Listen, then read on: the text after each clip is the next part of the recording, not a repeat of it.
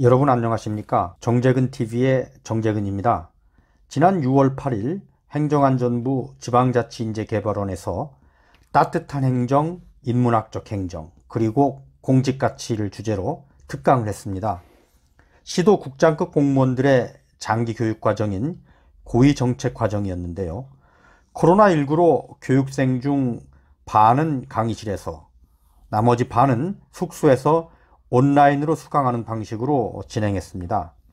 교육기관들이 포스트 팬데믹 시대에 적합한 새로운 교육 환경을 만드느라 수고가 많았습니다. 강의 주제와 내용은 제가 늘 후배 공직자들에게 강조하던 것인데요. 꼭 공무원이 아니더라도 들어보시면 도움이 될 것 같아 몇 개의 영상으로 나누어서 정리했습니다. 첫 번째 영상은 강의 소개와 함께 제 유튜브 행복한 공무원 TV가 추구하는 가치와 내용에 대해서 간략히 소개를 했습니다. 특히 왜 공무원이 행복해야 하는지, 또 행복하게 되려면 무엇을 어떻게 해야 하는지에 대해서 간략히 말씀을 드렸습니다. 강의 자료 잠깐만 소개를 해드릴게요. 앞에 PPT는 뭐 제가 이제 계속 얘기를 할 거고요. 그 다음에 뒤에 몇 개 칼럼이 붙어 있습니다. 칼럼을 여러 개를 쓰고 있는데 이번 강의와 관련된 칼럼만 추려가지고 순서대로 이렇게 돼 있습니다. 그래서 꽤 잘 쓴다는 칼럼입니다. 편집국장들이 자기 기자들한테 글 쓰려면 이렇게 써야 된다. 이렇게 논리적으로 굉장히 기승전결 잘 맞고 현장 사례를 곁들여가지고 지루하지 않게 재미있게 쓴다 하는 꽤 소문난 칼럼입니다. 한번 보십시오. 저는 화상으로 좀 듣고 계신 분들도 계시죠? 네, 화상으로 듣고 계신 분들도 우선 저는 안 보이는데 화상으로 듣고 계시는 분들도 제가 인사를 드리겠습니다. 여러분 반갑습니다. 저는 현직을 2016년 초에 그만두고 그만둔 게 아니라 이제 좀 잘 명예롭게 마무리를 했죠. 33년간 공직을. 유엔에 근무를 하기 위해서 1년간 준비를 했습니다. 유엔 채용 절차가 공개 채용을 하기 때문에 다른 전 세계에 있는 지원자들하고 경쟁을 해서 잡 인터뷰를 해야 되는데 그걸 이제 1년간 이제 준비를 해서 유엔 거버넌스 센터에 가서 3년간 흔치 않은 기회인데 제가 가서 잘 그것도 역시 마무리했습니다.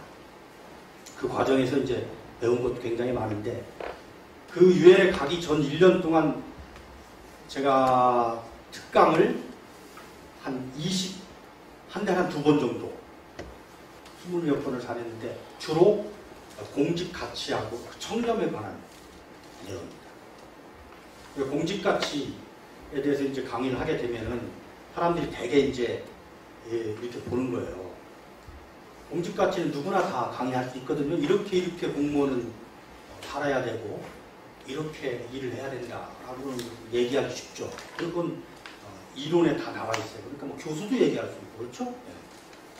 근데 공직 가치가 참 강의하기 어려운 것이 앉아있는 분들이 그 얘기를 하면은 이렇게 그래 너는 어떻게 살았느냐 이렇게 볼 거라고요. 그런데 되게 강의하는 사람들을 이렇게 보면 대부분 어떻게 살아왔는지 알잖아요. 저는 그렇게 살았기 때문에 한번 강의하고 나면은 효과가 굉장히 커요. 그래서 그 뒤에 계속 그 꼬리에 꼬리를 물고 시장군수나 도지사들이 전 직원 모아놓을 테니까 강의 좀 해달라고 해서 강의를 이제 많이 다녔는데 그러다 보니까 이제 제가 제 발등을 찍는 거예요. 왜냐면은 자꾸 이제 이렇게 해야 된다라고 얘기를 하면은 저도 그렇게 살아야 되잖아요. 그렇죠? 그렇게 살고 있습니다. 지금. 이거는 이제 제가 이렇게 유튜브를 합니다. 하는데 혹시 휴대전화 가지고 계십니까? 네, 휴대전화 가지고 계시면은 지금 저 화상으로 강의를 들으시는 분들도 한번 좀 유튜브 검색창을 한번 좀 열어보십시오. 이 강의 준비하느라고 저도 지금 9월달에 이제 KDI하고 서울대에서 지방자치 관련해서 영어 강의를 해야 될 입장이라서 사막정치하게 돼서 사실은 굉장히 바쁩니다. 하루에 막 10시간씩 정리를 하고 그걸 다시 이제 또 영어 강의로 만들어야 되니까 바쁜 와중에 제가 그래도 여러분들한테 시간을 냈으니까 저도 여러분들한테 조금 보답을 받고 싶습니다. 정재근 TV나 정재근을 치시면은 거기에 뜨죠. 네. 거기에 구독 좀 한 번만 눌러주십시오. 좋아요는 이제 개별적으로 이제 보시면서 이제 누르시면 됩니다. 그런데 제가 2월 달부터 시작을 했는데 지금 400명이 넘었죠.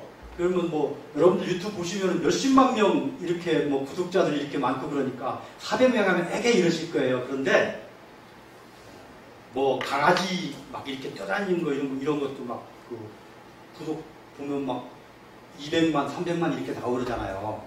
그렇다고 이렇게 비교하면은 이렇게 재미없는 그렇죠? 진지한 얘기의 그 영상의 유튜브가 그리고 이제 또 정치적으로 이슈 민감한 건드리면 또 많이 볼 수도 있어요. 그런데 저는 그걸 또 건드리지 않으면서도 좀 세상에 도움이 되는 또 정부에 도움이 되는 또 우리 공무원들한테 힘이 되는 얘기를 하려고 하다 보니까 굉장히 재미가 없어요. 그런데도 불구하고 400명이라는 얘기는 4만 명하고 똑같다 이렇게 판단합니다. 그 유튜브를 하는 사람들 입장에는 이와 비슷한 컨텐츠를 가진 사람들이 몇 년이 가도 100명을 넘지 못하는 경우가 많습니다. 다 우리 동료 후배들이 이제 받아서 그러는데 거기에 이제 제 공식 멘트가 그렇습니다. 명품을 써보지 않은 사람이 명품을 만들기 어렵듯 행복을 경험해보지 않은 공무원이 국민을 행복하게 하기 어렵습니다. 행복한 공무원이 국민을 행복하게 한다. 지금까지 행복한 공무원 정재근 TV의 정재근이었습니다. 이거거든요. 그러니까 옛날에 모 회사에서 자동차를 만들려고 무지하게 노력을 했어요. 그런데 벤치마킹은 어디서 하냐면 일본에서 하는 거예요. 그러니까 회장이 이게 평생 꿈이고 소원이니까 유능한 직원들을 전부 일본 가서 보고 배워라. 도요타 가서 보고 봐라. 언제 뭐 이렇게 이제 보내는데 나중에 우연히 이렇게 보니까 이 친구들 거지 생활을 하고 있는 거야. 왜? 출장비를 그냥 돈으로 얼마 이렇게 줘버리니까 가서 출장비 조금 아껴가지고서 가족한테 선물 사다 주고 화장품 사다 준다고 싸구려 호텔에서 자고 이렇게 하는 거야. 그리고 자동차도 뭐 막 좋은 자동차 만들러 갔으면 좋은 자동차를 타고 다녀야 되는데 그렇죠? 근데 뭐 맨날 대중교통 이용하고 이러는 거야. 그걸 회장이 알고서 실비로 줘. 실비로. 네가 가서 출장비 1억 쓰면 1억 주다. 왜? 야, 나의 꿈은 벤츠 못지않은 도요타 못지않은 그런 명품차를 만들고 싶은데 세상에 그런 차를 한 번도 타보지 않은 놈들이 어떻게 그 명품차를 만들 수 있겠느냐 이거예요. 그래서 이제 출장비를 가서 야, 5성급 호텔에서 자. 5성급 호텔에서 최고의 서비스를 받아보지 않은 사람이 어떻게 5성급 서비스를 손님한테 해주겠어요.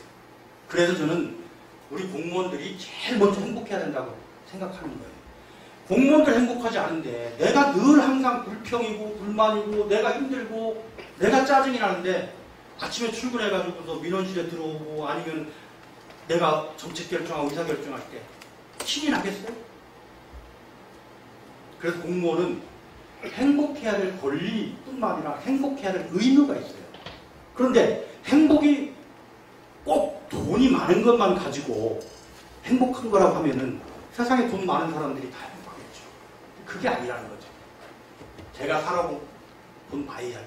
우리 공무원들은 생각을 고치고 세상을 바라보는 눈만 바꾸면은 얼마든지 지금 상황에서 가장 행복한 사람이 될 수가 있어요. 그렇게 행복한 사람으로 다시 태어나는 순간 이제 나는 준비가 된 거예요. 국민을 행복하게 만드는 그런 내용이 제 유튜브에 들어있습니다. 한번 보시면 이제 간부시니까 다시 돌아가셔서 우리 후배 공무원이나 이런 분들한테도 해주실 얘기 있고 또 직접 이거 한번 보라고 추천하실 거예요. 그래서 제가 말씀을 드리는 거니까 이건 한번 구독해 주시면 좋겠습니다. 자, 오늘 말씀드릴 순서를 간단히 말씀드릴게요. 오늘은 이제 따뜻한 행정, 인문학적 행정, 그리고 공직가치거든요. 그래서 이제 많은 내용이 있어요. 이건 뭐 하루 종일 제가 얘기해야 될 내용이라서 쏙쏙 이제 뛰면서 몇 가지 에피소드 위주로 제가 말씀을 드리겠습니다.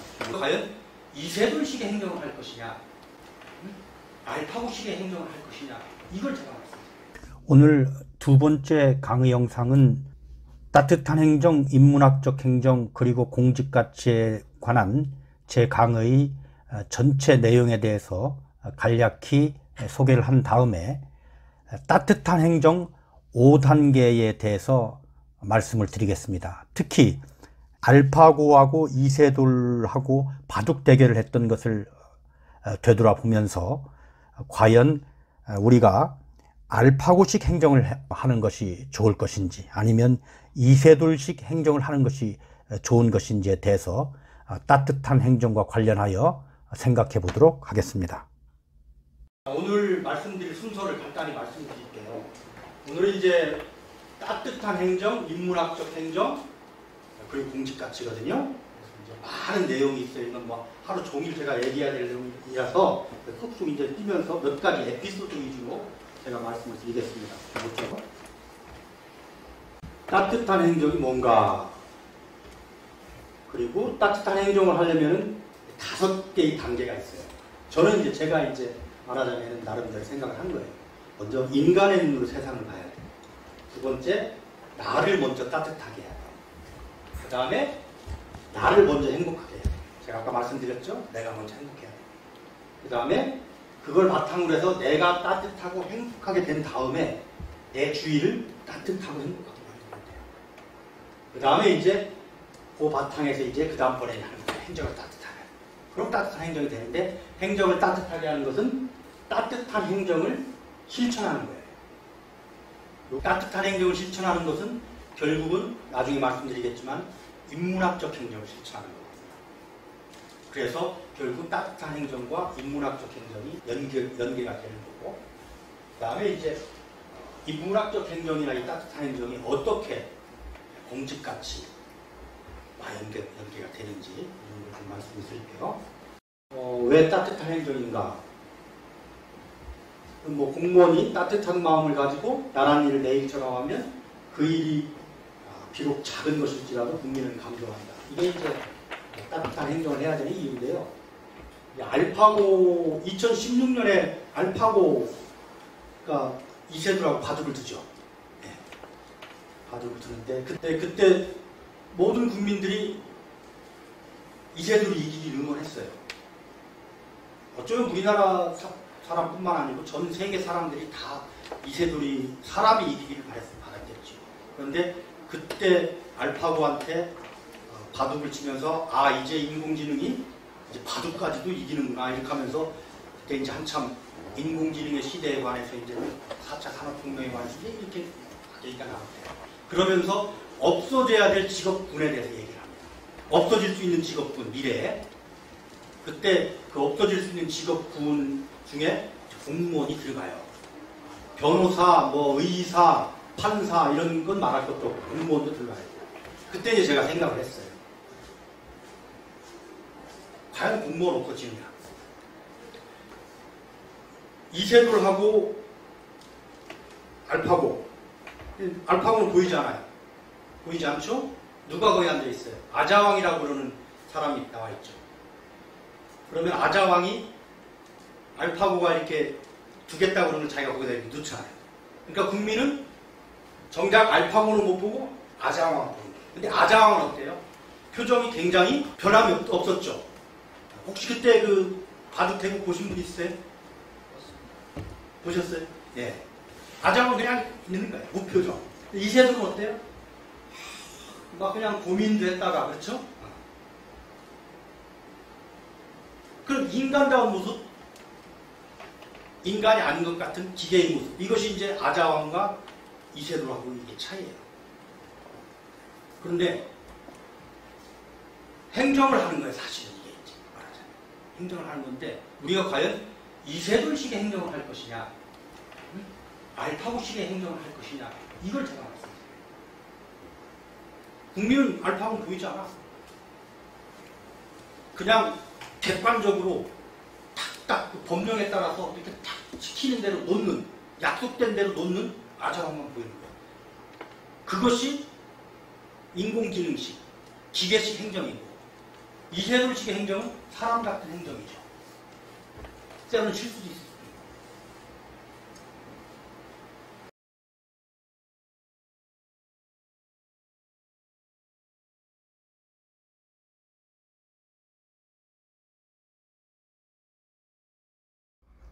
세 번째 영상은 1996년 제가 공무원 된 지 14년 되던 해인데요.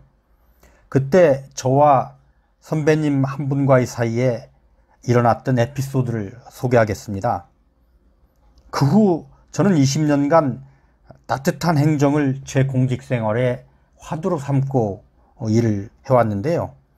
아마 이 얘기를 통해서 따뜻한 행정을 한다는 것이 공무원들에게 또 국민들에게 어떤 의미를 갖고 있는지 알게 될 것 같습니다. 제가 96년 초 내무부에 행정계장을 했습니다. 내무부의 당시에 행정계장이라고 그러면 어떤 일을 하고 얼마나 이제 대단한 건가를 아실 거예요. 다 또 시도에서 또 그런 그 행정계장, 행정과장을 다 거치셨기 때문에 제가 볼 때는 이런 자리까지 올라오셨고, 그때 우리 그 나라의 가장 큰 정책 이슈가 학원폭력 근절이었어요. 왜 학원폭력 근절이냐? 김영삼 문민정부가 이제 출범을 하고 나서 풀뿌리, 그리고 95년에 시장군수 구청장 선거를 하고 나서 이제 지방자치가 이제 완성됐다 이렇게 보는 거예요. 그러니까 풀뿌리 민주주의가 이제 완성이 됐으니까 이제 정치민주주의는 완성됐다. 정부도 문민정부로 바뀌었고, 그렇죠? 권위주의 정부에서 문민정부로 바뀌었고, 그 다음에 지방자치도 이제 완성이 됐으니 이제는 정말 생활 속에 민주주의로 가자 하면서 국민한테 정말 필요한 이슈가 뭐냐를 이렇게 찾아냈을 때 그 당시에 가장 국민들이 안타깝고 어려워했던 것이 학원폭력이에요. 지금도 역시 계속 우리가 해결을 해야 되는 이슈지만 그 당시에는 굉장히 좀 심각했습니다. 가장 중요한 이슈가 딱 발생을 하게 되면은 내무부가 이제 먼저 하죠. 부처의 기능을 떠나서.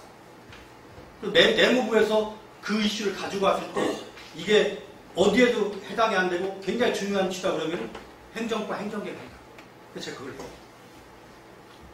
하는데 한 달 정도 교육부, 법무부, 검찰, 경찰, 시도교육청, 시도지사 이렇게 이제 아우러서 우리가 이제 그 중심에 내무부가 이제 거버넌스 중심에 가서 쭉 1차 보고서를 올리니까 대통령이 야 이거 참 좋은 이슈다.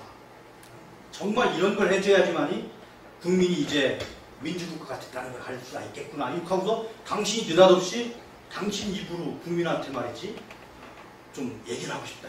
그러니까 우리가 통상 그 당시 행정적인 용어로 그런 걸 어떻게 해요? 학원폭력 근절대책 대국민 보고회 이런 식으로 넘기고 붙이죠. 그래서 제2대 학원폭력 근절대책 대국민 보고회를 대통령을 모시고 하기로 했어요.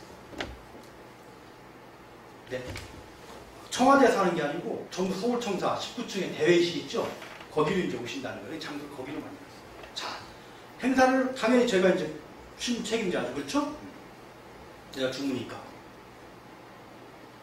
옛날이나 지금이나 대통령 행사는 참 어렵고 힘든 거예요. 그렇죠? 여러 가지 이슈가 고려해야 될 변수가 많기 때문에. 그런데 제일 어려운 것이 뭐냐면은 그동안 학원폭력은 이 사회에서는 이슈가 됐지만은 정부가 사회 이슈를 정책 문제로 가져온 것은 처음이란 말이에요. 그렇죠? 사회 문제를 정책 문제로 할 때 그것도 이제 우리가 아젠다 세팅이라고 하는데 그때부터 이제 이 사회 문제가 비로소 정부의 법령의 뒷받침을 받거나 예산 뒷받침을 받거나 정부 조직이 이제 개입하게 되는 것은 굉장히 중요한 그 티핑 포인트잖아요. 그렇죠? 그래서 자살 문제 이런 것도 더 심각하면 사실 우리가 이제 자살 이걸 갖다가 굉장히 중요한 정부의 아젠다로 선정해가지고서 딱 가져오면 그게 이제 사회 문제가 정책 문제가 되는 거예요. 이제 그런 거죠. 그렇게 되니까 처음 그걸 정책 문제화하니까 사례가 없는 거예요. 우리가 정부 측에는 축적된 자료가 없어요. 근데 대국민 보고회를 대통령이나 모시고 하려면 먼저 상황 설명을 해야 될 거 아니야. 지금 한국에 말이지. 이거 학원폭력의 실태는 이렇고 이렇게 하면서 이 전문가들이 좀 얘기를 하고 그 다음에 기관장들이 모여서 자기 기관 준비 어떻게 하고 토론하고 그러니까 대통령이 말씀하고 이렇게 하고 언론이 이제 그걸 이제 내야 되는 거 아니에요. 그렇지? 옛날이나 지금이나 비슷하죠. 근데 그걸 정부 내에서는 전문가가 없는 거예요. 처음 정책으로 들어왔기 때문에 막 찾았어요. 그랬더니 라는 청소년 학원폭력 재단 이사장이라는 분이 계시다는 걸 알게 됐어요. 그분은 삼성의 홍콩 법인장으로 이제 일을 하시다가 본국으로 다시 들어왔는데 온 지 얼마 안 돼서 아들이 아파트에서 말하자면 나중에 이 아들이 굉장히 왕따를 심하게 당하고 괴롭힘을 당했다는 걸 알고서 삼성으로서는 굉장히 아까운 그 인물이라고 그러더라고요. 그냥 끝까지 갔으면 굉장히 큰 그 책임까지 올라갈 수 있는 그런 유능한 분이셨는데도 당장 그만둡니다. 그만두고서 세상에 아들이 이렇게 그 괴롭힘을 당하고 왕따를 당하고 어려움을 당하는 것도 모르고서 죽게 만든 아버지가 말이지 직장에서 출세를 하면 그게 얼마나 무슨 의미가 있냐 해가지고 이렇게 보니까 내 아들뿐만 아니고 그런 일들이 그 당시에 많이 이렇게 있다는 걸 알게 됐어요. 그래서 자기 재산, 그 다음에 뜻을 같이 하는 지인들의 후원을 모아서 민간 말하자면 재단을 만듭니다. 그래서 활동을 하시는 거예요. 우리 전화를 드렸어요. 오십시오. 이런 일이 있는데 한번 좀 오셔서 활동이나 정부 측이 하고 싶은 거 좀 말씀 좀 해주실 수 있습니까? 그러니까 흔쾌히 아유 그 자리도 정부가 이거 나서서 해줘야 되는데 정부가 나서서 해준다고 그러면 10번인들 20번인들 제가 왜 그 말씀 못 해드리겠습니까? 이렇게. 그래서 이제 그분을 사례 발표자로 결정을 했죠. 마침 그날 행사 당일이 됐어요. 했는데 우리 담당 사무관이 안 보여. 근데 행사장에 보면 자 이제 뭐 저기 법무부 장관 들어와, 검찰총장 들어와, 경찰청장 들어와, 뭐 이제 시도지사들 다 들어와서 이제 다 들어와가지고 이제 뭐 다 이렇게 이제 대통령만 이제 오면 돼. 5분 정도 남은 것 같아요, 제 기억에. 아 근데 이 사람이 안 보이면 첫 번 순서인데 발표를 해주셔야 됩니다. 근데 이분을 연락해가지고 모시고 오기로 한 연락해서 책임지기로 한 제 사무관이 없는 거예요. 저는 이제 등에서 이제 땀이 이제 피질피질 나는 거지 이제 우리 과장 국장도 이제 뭐 야 행정해라 여기 뭐 어떻게 된 거야? 이제 큰일 났다 이렇게 큰 거지. 네. 정말 기적적으로 기적같이 한 2, 3분 남겨놓고 우리 이제 대통령 조금만 저기 해달라고 이제 얘기하면서 이제 조금만 하고 근데 휴대전화가 없으니까 상황이 어떻게 되는지 모르지만 제가 평소에 그걸 봐서 우리 담당 사무관이 절대 일을 허투루 하거나 망칠 뿐이 아니라 적어도 내무 행정계에 와서 일을 할 정도니까 얼마나 성실하고 유능한 분이겠어요. 근데 정말 몇 분 남겨놓고 우리 사무관을 그러더니 옆에 한 분이 따라 들어오더니 아 저분이 이 사장님이시구나. 행사 잘 끝났어. 끝났는데 또 마찬가지로 이 양반이 안 보여. 나는 이제 승질이 나는 거지 이제. 세상에 말이죠. 이 중요한 행사 때 말이죠. 사태는 어제 문 닫았다. 알도 없이 2, 3분 남겨놓고 슬쩍 왔다가 또 끝나고 나서 이게 뭐 나한테 혼날까봐 어디로 도망갔는지 되질 않는 거야. 사무실 와가지고 씩씩거리고 있는데 뭐라고 했지? 아니 선배님 말이지 세상에 나 이제 하려고 이제 내일 모레 진짜 인사 나면은 이제 다 이제 된 건데 세상에 그런 게 어딨냐고 아주 속 터져 죽는 줄 알았다. 그랬더니 양 말씀하셔. 원래 우리 계획은 미리 사전에 이 사람님한테 다 얘기를 해서 또 우리 그 경호팀이나 이쪽에 다 얘기를 해놔서 청사 후문으로 몇 시까지 오시면은 거기서 안내를 해가지고서 19층 25기 온다. 그런데 어젯밤에 누워가지고 가만히 행사를 복귀를 해봤다는 거예요. 워낙 중요한 행사니까 복귀를 해봤는데 그렇게 해서 안 되겠다는 생각이 딱 들었대요. 야, 내가 그때 이제 이 선배님 아들이 중학교 다니는 때인데 내 아들이 그런 일로 똑같은 일을 당했다고 그러면 내가 만약에 그런 입장이라고 그러면 그 많은 사람들이 모인 데서 언론 있고 또다시 이런 일 그죠? 얘기하고 용기가 안 나대요. 제 아들이 이렇게 해서 그러면 그래서 제가 죄인입니다 라는 얘기를 여러 사람 앞에서 하게 한다고 그러는 것이 너무 미안하고 죄스럽다는 생각이 딱 들었대요. 입장을 바꿔서 생각을 해보니까 자기는 못할 것 같아. 그래서 그 이튿날 날이 밝자마자 얼른 와가지고 이렇게 마음고생을 하고 오는 분을 어떻게 혼자 쭈삣쭈삣 하면서 거기 경찰한테 얘기하고 외곽공을 통해서 또다시 또 경을 통해서 이렇게 올라오게 하느냐. 이건 도저히 도리가 아니다 해가지고 자기가 밑에 내려가서 기다렸다가 모시고서 엘리베이터 타고 안내했다가 끝나고 나서 다시 모시고 내려가서 오늘 참 고맙다고 이렇게 하고 오는 길이라는 거야. 그때 참 제가 너무 부끄러웠어요. 저는 그 당시에 83년에 공무원이 돼서 그때 13년 동안 열심히 했죠. 유능하다 소리 듣고 기획력 뭐 최고다. 그 당시에 유명했죠. 일 잘하기로는. 그런데 내 머릿속에는 뭐만 있어요? 고생스럽지만 여기서 조금 고생해서 가서 조금만 있으면은 내 고향 충남도에 가가지고 국장을 해. 한 1년 있다가 그렇죠? 다시 내부 본부로 와서 과장하다가 또 시장 갔다가 그러다가 나는 기사까지 한다. 장관까지 한다. 장관 이 생각만 있는 거야. 그런데 우리 선배는 내가 그런 생각을 하고 있을 때 그분의 입장이 돼가지고서 생각을 한 거죠. 그래가지고 내가 만약에 이사장이라면 나는 도저히 얘기를 못할 것 같다. 하니까 생각이 드니까 내려가서 그렇게 한 거야. 자, 이세돌 바둑입니까? 아주왕 바둑입니까? 이세돌 바둑이에요? 알파고 바둑이에요? 그 선배님의 그 행정은 이세돌 바둑이죠? 자, 이세돌 바둑. 알파고가 정해준 대로 아자왕이 놓듯이 그냥 규정대로 이미 다 약속이 돼 있으니까 그렇죠? 청와대하고 경호실하고 경찰하고 내무부하고 다 약속이 돼 있으니까 그냥 가만히 있어도 그분을 오셔가지고서 그 일 마치 갚을지도 몰라요. 그건 알파고식. 그런데 상대방 입장에서 다시 생각을 하니까 어떻게 돼요? 바뀌죠.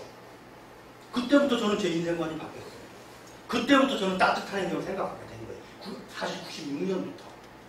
그 이후에 끊임없이 계속 어떤 것이 따뜻한 행동인가. 여러분 제가 그냥 순간적으로 이렇게 따뜻한 행정 뭐 이렇게 얘기하는 거 아니에요. 여러분 따뜻한 보수가 돼야 되고 뭐 따뜻한 진보가 돼야 되고 이런 거 요 근자 몇 년 전에 나온 거예요. 근데 저는 이걸 전부터 그 선배님 때문에 생각합니다.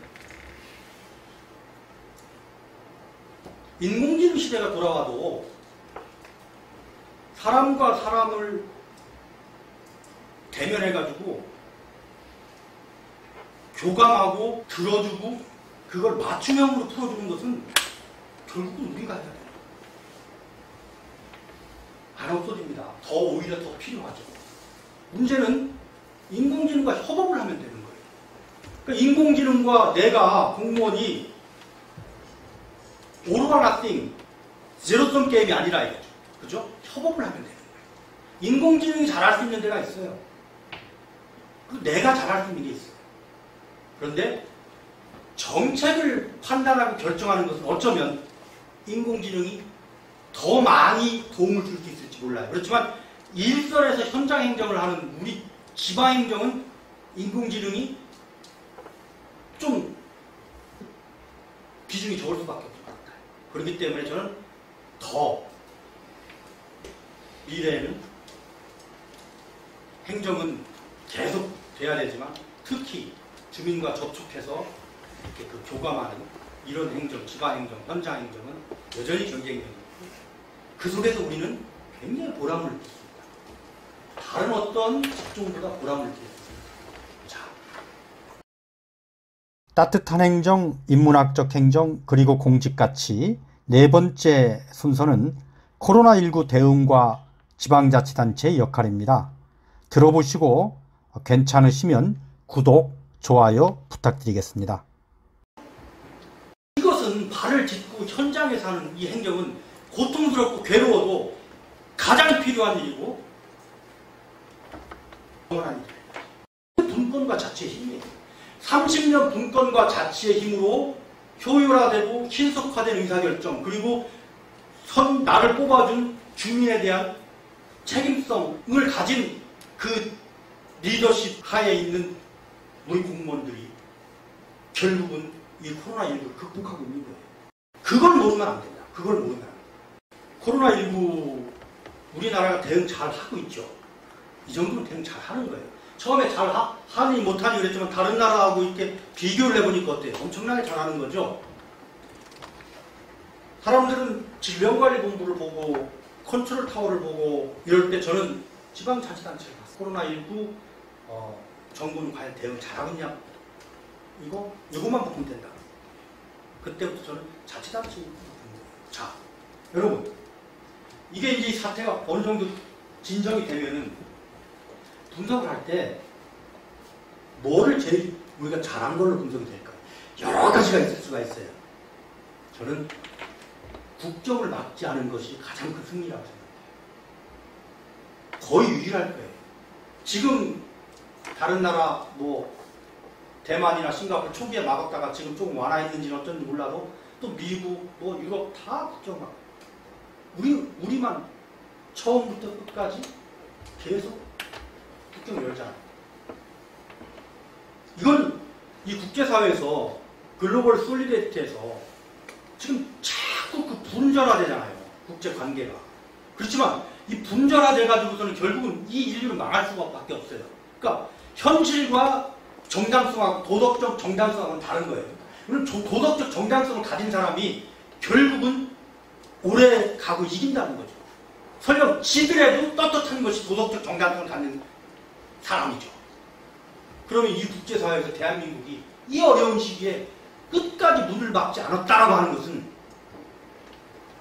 미국도 못하고 유럽도 못하고 모든 나라가 못했을 때 어떻게 대한민국이 그걸 했느냐. 도덕적 정당성. 우리는 국제관계에 굉장히 의존을 많이 하면서 사는데 그렇죠? 근데 이것이 왜 가능했을까요? 다른 나라는 할 수가 없었죠. 능력이 없었어요. 가장 어렵고 힘든 게 뭡니까? 코로나19 대응에서 우리 일선에서 일해봐서 알잖아요. 가장 어렵고 힘든 것은 추적 관리하는 거예요.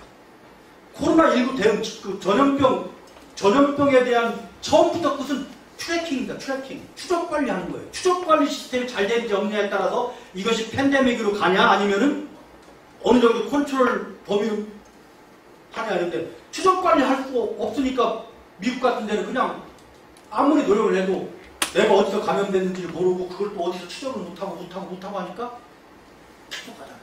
근데 우리 추적 관리하는 거예요. 이게 근데 그게 가장 고통스럽잖아요. 근데 그 추적 관리 누가 합니까? 질병관리본부에서 해요? 복지부에서 해요? 내무부, 행안부에서 해요? 지방자치단체에서 한다. 우리 공무원들이 한다. 가장 헌신적이고 가장 유능한 공무원을 보유했기 때문에 대통령이 정부가 자신있게 국정 우리 안 막어 할 수 있는 것이지. 우리가 추적 관리할 수 있는 능력이 없다고 그러면은 우리가 어쩔 수 없이 막아야죠. 그쵸? 자, 인천공항에서 딱 내리면은 거소, 대전시, 유성구, 노은동 어디에서 머물더라고 그러면은 대전시로 연락 오잖아요. 그럼 대전시 공무원이 역에 간다고. 그죠? 새벽 2시든 3시든 역에 가서 있어. 그분 오시면은 모시고 가서 자가격리 하고, 자가격리 잘 하고 있는지 추적 관리하고, 그 다음에 그분이 필요한 필수 기초 서비스를 제공을 해줘야 되잖아. 다 하는 거예요, 우리가. 이렇게 유능하고 헌신적인 로컬 리더십, 그리고 지방 공무원도 있었기 때문에 이게 유지가 되는 거지. 지금도 교회에서 무슨 일이 발생하든 아니면 뭐 절에서 무슨 일이 발생하든 아니면 뭐에서 무슨 일이 발생하든지 간에 다 누가 제일 먼저 갑니까? 자치단체 공무원이 먼저 가잖아요. 그 얘기는 뭐냐? 이것은 발을 딛고 현장에서 하는 이 행정은 고통스럽고 괴로워도 가장 필요한 일이고 영원한 일이에요. 그걸 알아야 돼요. 그리고 이것을 이제 인공지능하고 협조를 했잖아. 그죠? 협업을 했잖아요. 우리가 지금 IT로 가지고서 이 추적 관리하는 데도 많이 도움을 받고 그러잖아요. 그렇지만 그 도움을 받는다고 해가지고서 우리 공무원들 역할이 없게 되는 거 아니잖아요. 얼마나 그 사람의 입장이 돼서 잘 해주느냐의 문제는 그거는 또 다른 문제잖아요. 그냥 일을 하는 것하고. 그렇기 때문에 왜 따뜻한 행정이 왜 필요한가? 따뜻한 행정은 결국은 우리 지방행정, 이 따뜻한 행정의 본질이고 원리다. 그래서 이제 이게 이제 지나고 나면은 지방자치단체한테 정부가 공식적으로 고맙다고. 우리 공무원들한테. 정해진 대로 지침 주면은 뭐 다 될 것 같으면은 세상 일 쉽죠.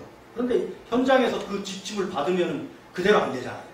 전부 다 응급해가지고서 다 결정을 해야 되잖아. 그런데 옛날 내무부 시스템 같은 경우는 그렇게 새로운 상황이 지침에 나오지 않는 것이 발생하면 어떻게 해야 돼? 물어봐야 돼. 자꾸 다. 지금은 안 물어봐도 되죠. 그게 분권과 자치의 힘이에요. 30년 분권과 자치의 힘으로 효율화되고 신속화된 의사결정, 그리고 나를 뽑아준 주민에 대한 책임성을 가진 그 리더십 하에 있는 우리 공무원들이 결국은 이 코로나19를 극복하고 있는 거예요. 그걸 모르면 안 된다. 그걸 모르면 안 된다. 그래서 이제 제가 지금 이게 따뜻한 행정에 대해서 몇 가지만 얘기를 할게요. 그 뒤에 제 인생관이 바뀌어서 계속 가급적이면은 그렇게 하려고 하고, 제가 판단하는 어떠한 일이 있을 때는 이 기준으로 저는 늘 생각했어요. 이걸 판단해야 되냐, 저걸 판단해야 할 때는 어떤 것이 더 따뜻한 행정에 가까운 것이냐를 가지고서 판단했어요. 그 따뜻한 행정을 이제 정의를 하면 이렇게 이제 정의가 되죠. 국민과 행정이 소통하면서 국민에게 감동을 주고 행복을 주는 행정이다. 그런데 소통은 뭐로 하는 것이 아니라 뭐로 하는 거예요? 네? 소통은 네, 이거 아니고 이거죠. 가슴이죠. 머리보다는 가슴, 즉 이성보다는 감성. 그렇죠? 네, 따뜻한 행동은 감성 행동이다. 마치 몇십 년 전에 우리 선배가 저한테 가르쳐줘요. 역지사지에서 상대방의 입장에 대해서 생각하는 그것이 감성 행정이죠. 그리고 이것은 우리 지방행정의 본질이다. 처음 채용될 때부터 차관될 때까지 계속 앉아가지고서 그 숫자만 다루는 그 중앙부 사람들이 굉장히 어려운 거예요. 하기가. 앉아가지고서 공 하나 붙이냐 때도 조가 되고 몇천억이 되는데 이 사람들 입장에서는 내복 하나 사주는 것이 얼마나 소중한지. 그죠? 비가 와가지고서 이 침수가 됐을 때, 가대도가 다 없을 때 우리 공무원 제일 먼저 긴급 재난 구호금 가지고 뭐 해줍니까? 그죠? 내복하고 라면부터 가지고 가잖아. 그것이 돈은 몇만 원 안 될지 몰라도 얼마나 소중한 행정이고 그것이 얼마나 인간적인 행정이고 세상 살만나게 하고 공무원 할만 나는 건지를 모르는 거죠. 마지막에 이제 현장 행정을 통해서 국민과 소통하는 행정이다. 그렇죠? 효율보다는 형평을 좀 생각하는 행정이다. 그렇죠? 네. 그래서 효율과 형평이 있다 그러면 효율도 중요하지만 우리는 특히 형평을 좀 더 많이 생각해야 된다. 이런 것이죠.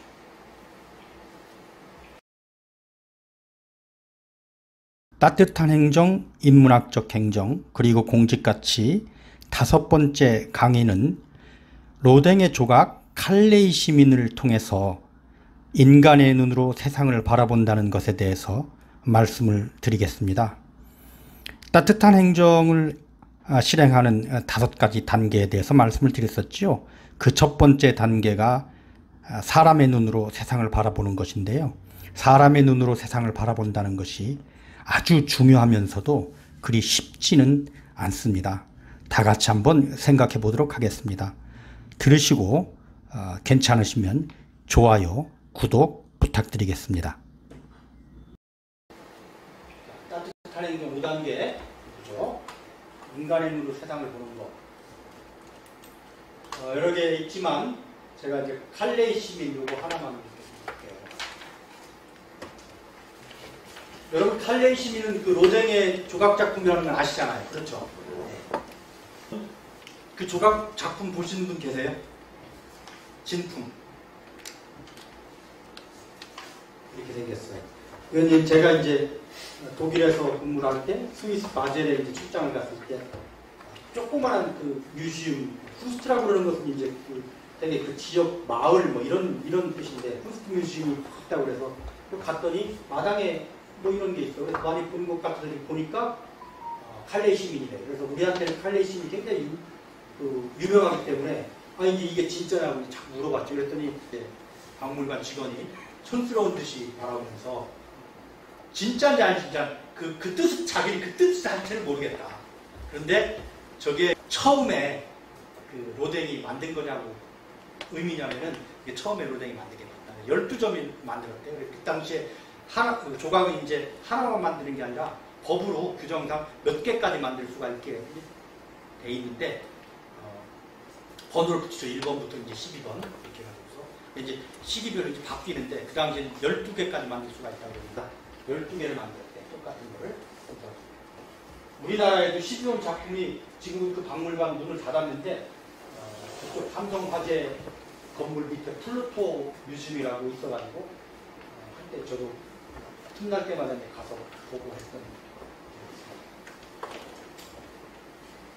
이거 이제 백과사전에 나오는 거. 이렇게 이제 보시고 자 이걸 이제 만들게 된 배경을 이제 설명하면은 19세기 후반이죠. 1884년 그 무렵이니까 칼레라고 그러는 시에서 로댕한테 조각 작품 의뢰를 했어요. 뭐냐? 우리 시에 정말 그 훌륭한 선배들이 있다. 우리 시를 100년 전쟁 때 우리 시를 살린 선배들이 6명이 있는데 그분들을 작품으로 좀 만들어라. 그 당시에 이게 유행이었었어요. 각 시마다 자기 시에 그 도시의 훌륭한 조상들을 갖다 기리는 작업. 왜 그러냐? 그 얼마 전에 독일하고 불란서가 큰 전쟁을 합니다. 보불전쟁이라고 해서 거기서 그 독일의 비스마르크가 이겨가지고 파리까지 들어가요. 파리까지 들어와가지고 파리에서 독일 제국 선포를 적의 땅 파리에서 선포를 합니다. 독일이 이제 통일됐다. 프로이센을 중심으로 해서 비스마르크가 프로이센 사람이거든. 그렇죠? 여러분 왜 독일 수도가 베를린인데 베를린이 저 끝머리 있습니다. 북쪽. 네? 근데 독일이 넓단 말이야. 넓은데 이 가운데 있어야 되는데 왜 끝머리가 있느냐 이거죠. 동서로 분리됐을 때 임시 수도로 본을 썼지만 그때도 걔들은 이미 그 독일 기본법상 통일이 되고 나면은 다시 수도는 베를린이라고 하는데 이미 못 바뀌어 있어요. 수도는 베를린이야. 왜? 이해가 안 가죠. 끄트머리. 그게 프로이센의 수도였었거든. 프로이센이 독일을 통일을 하면서 이제 자기 수도가 독일국의 수도가 된 거죠. 그 프로이센이 불란서하고 이제 이렇게 싸워가지고 불란서 파리 와가지고 제국을 선포했어요. 얼마나 자존심 상하겠어요. 불과 몇십 년 전에는 나폴레옹이 베를린까지 가가지고 여러분 브란덴부르크 광장 거기 가면 흑의 여신상 있잖아. 그 나폴레옹 그거 떼어가지고 갔던 걸 다시 보불전쟁 해가지고 거기서 제국 선포하면서 그거 다시 가지고 와서 다시 갔다는 거예요. 승리의 그 여신상. 그 자존심이 떨어질 대로 떨어지니까 그 대륙에서 그래도 최고의 국가라고 이렇게 생각하고 한때는 나폴레옹 전 세계를 다 지배할 정도로 하고 독일도 가가지고서 전부 다 이겼는데 그러니까 그때 이제 사람들이 생각해요. 영웅들을 갖다 이제 현창.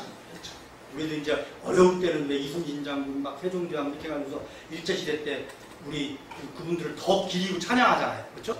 그래서 도시마다 자기 도시의 훌륭한 인물들을 기리는 그런 운동이 벌어져요. 칼레라고 그러는 데는 우리 이제 조그만한 도시예요. 어디냐면은 여기예요. 여기가 이제 도버해역인데 여기가 그 대한해역보다도 더 좁거든요. 그러니까 우리 조련 선수 같은 경우에는 뭐 한 4번 왔다 갔다 할 수도 있어요. 한 30km나 20몇 km밖에 안 될 거예요. 근데 여기 조그만 항구 도시.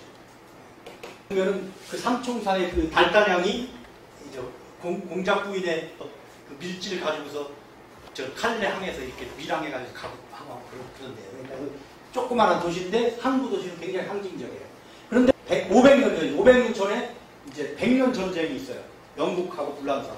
그때 영국 왕이 들어와가지고 노르망디에서부터 이제 상륙해가지고서 이제 파리로 가는데 다 연전연승이야. 막 초토화됩니다. 영국한테. 불란서가 다 져요.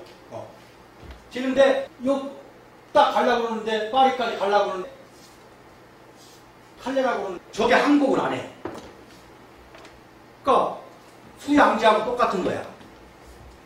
그냥 사실은 평양성으로 가도 되는데 저거 양반층이가 저거 지키고 있는데 자존심 상해가지고서 안시성 저거 함락시키지 못하고서 가면 황제 체면이 되겠네 해가지고 그렇게 하다가 이제 망하잖아. 그죠? 그럴 거예요. 딱 걸어 잠그고서 끝까지 저항을 하니까 참 이게 진퇴양난이야. 왕이 거기서 이제 자존심 상해서 내가 저 칼레 저거 함락시키지 않고서는 나는 안 가겠다라고 하니까 앞으로 연전연승하면서 가던 이제 이 부대들이 다 이제 멈칫멈칫하고 있는 거죠. 왕이 화가 나서 저거 함락만 되면 내가 저 성 안에 있는 조그만한 데니까 다 죽이겠다 이렇게. 근데 그때 왕비가 이제 임신을 하고서 근데 왕비가 아기가 곧 태어날 건데 굳이 그렇게 하실 필요가 뭐가 있습니까? 너무 그렇게 잔인한 일을 하시면 아기한테 좋지 않다 이렇게 얘기하고 또 참모들도 저걸 다 죽여버리면 다른 데도 다 저렇게 어차피 죽을 거 하면서 끝까지 저항하면은 전쟁이 더 힘들어지니까 그렇게 하지 마십시오. 이렇게. 들어보니까 두 개 다 일리가 있잖아요. 그래서 왕이 마음을 바꿉니다. 그러면서 몇 사람만 보내라. 죽을 사람. 대신 죽을 사람. 6사람 대신 시민들을 위해서 죽으면 나머지는 다 살려주겠다. 근데 여기도 이미 물도 떨어지고 이제 식량도 떨어지고 어차피 항복을 해야 될 입장이 돼버린 거예요. 그러니까 명분에 의해서 누가 먼저 항복하자고 얘기를 못하지만 그죠? 남한산성에 있을 때 우리 갇혀 있을 때 그 명분 때문에 그 주화파가 계속 핍박당하잖아요. 그렇죠? 주전파한테. 여기도 이제 그런 상황이 이제 미뤄 짐작건데 주전파, 주화파끼리 있을 때 주화 그 항복하자고 이제 주장을 하는 것은 명분에 밀리니까 말은 못하지만 속으로는 항복하고 싶었을지 모르죠. 그런 상황에서 영국 측에서 야 6명만 죽어 그럼 다 살려줄게 이렇게 된 거야. 그러니까 못 이기는 척하고 그렇게 하자 이렇게 하는 거야. 그런데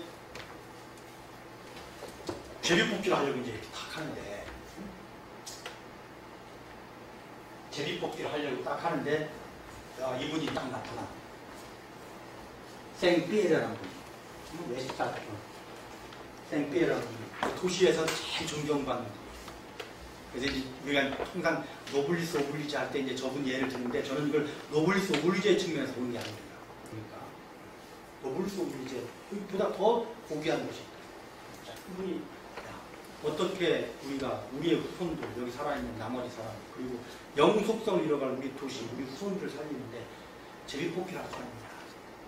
이렇게 숭고한 종면은 내가 먼저 나서겠다. 이렇게 자기가 나섭니다.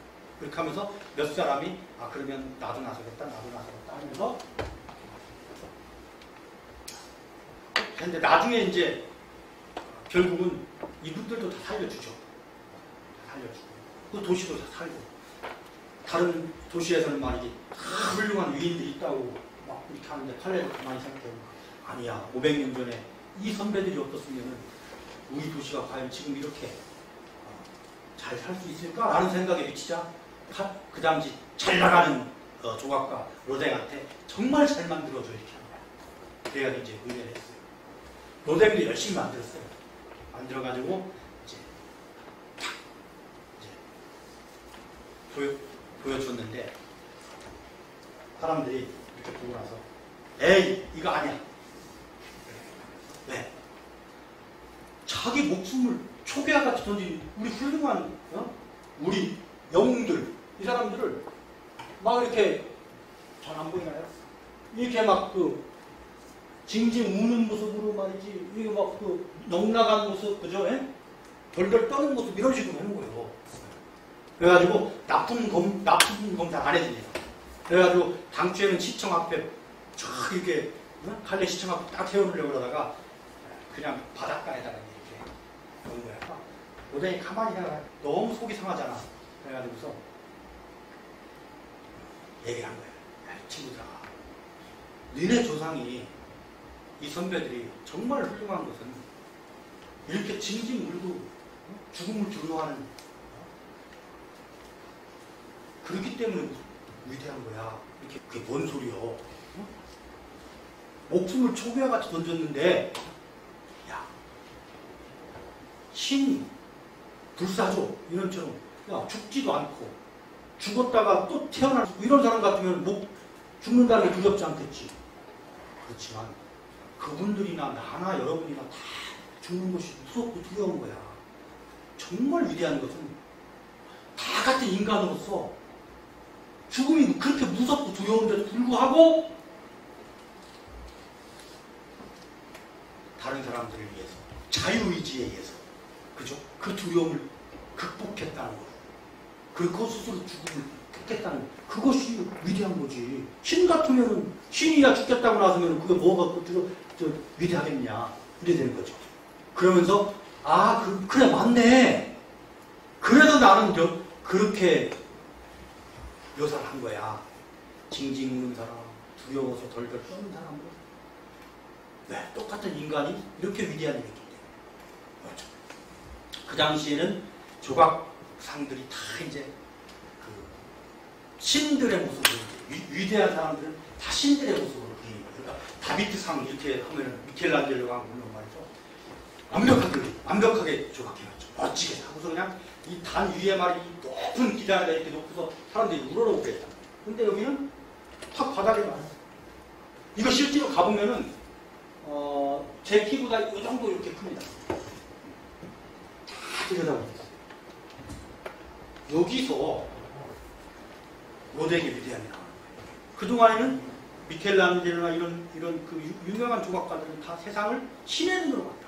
그래서 신의 모습이 이상형이야. 완전한 거야. 그러니까 훌륭한 인간도 신처럼 묘사를 했죠. 신의 프레임을 가지고 세상을 보는 거야. 근데 로댕이 사람의 눈으로 세상을 봐요. 사람의 눈. 그 로댕은 위대한 조각가죠. 그래서 이게 얼마나 시사하는 게 맞냐. 사람의 눈으로 세상을 봐요. 자, 우리가 행정을 하다 보면은 너무 무리하게 막 그렇게 막 요구하는 분들이 있잖아.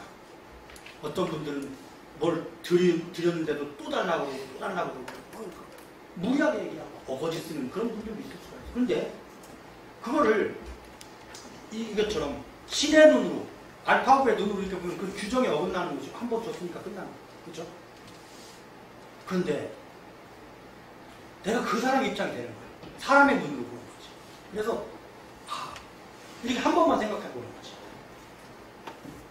그래, 저 85세 드시고서 혼자 사시는 노인의 입장에서는 그럴 수 있겠다. 그럴 수도 있겠다. 라고 생각하면은 지금 당장 규정을 가지고서 또다시 중복 지원을 해줄 수는 없지만은 그렇게 생각하는 순간에 다른 방법을 생각해낼 수도 있겠죠. 그렇죠? 규정을 달리 해석할 수 있는 방법이 있을 수 없는지 아니면 다른 예산을 줄여서라도 이분들한테 더 할 수 있는 그런 방법을 만들 수 있는지 이런 여러 가지 방법이 나오는 거예요. 그래서 세상을 사람의 눈으로 보는 것이 중요한데 사람이 사람의 눈으로 보지 라고 생각하겠지만 실제로 사람의 눈으로 보는 것이 굉장히 어렵다는 거죠. 왜? 여기만 보더라도 이 예술가들도 르네상스가 발현되고 나서 또 계속 사실은 신의 눈으로 보다가 로댕 때쯤 와가지고서 이제 한두 명씩 사람의 눈으로 보는 사람이 나타나는 거예요. 몇백 년 걸려요. 몇백 년 이것도. 예를 들자면은 이게 이제 미켈란젤로 카라파치오라는 분인데 우리는 잘 모르죠. 미켈란젤로 카라파치오 하면 이게 그 미켈란젤로가 아니에요. 유명한 조각가 미켈란젤로가 아니고 그림 그리는 이제 분인데 우리가 그냥 카라파치오라는 거예요. 굉장히 유명한 거예요. 그림을 보면은 정말 어떻게 저렇게 그릴 수가 있지 하고 감탄을 하는 정도로 유럽 쪽에 가면은 카라바치오만 연구하는 사람들도 있고 하여튼 저 카라바치오 작품이 한 점 정도만 가지고 있어도 그 박물관은 360 매진 몇 호죠. 왜 그러냐? 이것도 선구자예요. 이게 이제 베를린에 있는 게멜데 뮤지엄에 있는 이게 이제 아모르라는 이게 아모르가 이제 큐피트입니다. 큐피트를 그린 건데 신이잖아요. 그죠? 신이니까 그 전에는 이 신은 정말 신처럼 깔끔하게 그리는데 굉장히 이제 사람 같아요. 그런데 더더구나 여기에다 반쯤 떼끼고 탄 것 같아요. 떼끼고 탄. 인간이야. 인간을 그린 거야. 그러니까 이 사람의 카라바치오의 눈에는 아무리 신이라도 내가 보는 그대로 인간처럼 본다 이거야. 그러니까 카라바치오는 신도 인간으로 본 거야. 그래서 이런 것도 보면은 이게 이제 이게 도마야 토마. 기독교 믿으시는 분들은 토마 누군가 이제 부처님 제자, 아니 예수님 제자, 예수님이에요. 십자가 못 박히고 부활을 왔을 때 정말 우리 예수인가라고 의심할 때 저 여기 창 여기 한번 여기 찔린데 한번 봐라 그러니까 토마가 정말 여기 쑥 집어넣어가지고 보잖아요. 이거 감히 그 전까지는 못 그립니다. 어떻게 신성스러운 예수님의 몸 그 상처에다가 쑥 집어넣어가지고 이걸 그립니다. 인간의 눈을 본 거예요. 여기 이제 마태를 그린 건데 이건 2차 세계대전 때 이것도 없어졌습니다. 교회에 이렇게 보면 제단화가 있잖아요. 그래서 큰 그림 하나 있죠. 가운데. 그래서 이제 수녀님들이 이 카라바치오한테 요청을 한 거야. 우리 이제 성당 조금 있으면 완성이 되니까 여기에 제단화를 좀 그려주십시오. 우리가 잘 모시고 기도를 할 수 있게. 그러면서 성인 마태를 이제 그려달라고 했는데 마태야 이분이 마태. 그리고 천사야. 마태가 천사한테서 이제 이걸 듣고 성경을 복음을 갖다 이제 쓴 거 아닙니까? 전파하신 분인데. 근데 이걸 딱 보고 나서 수녀님들이 이거 납품 안 받겠다. 응? 안 받겠다 그래. 왜? 세상에 천사가 너무 요염하다. 너무 위험하고 홀리는 것 같아요. 네. 그죠? 그래서 재단에 걸리지 못하고 이제 그 남아 있는 걸 이제 히틀러가 어디서 이제 이렇게 다 가지고 있다가 나중에 없어집니다. 이런 그림은 그 영향을 많이 줬어요. 렘브란트 같은 경우에 보이는 곳만 보이고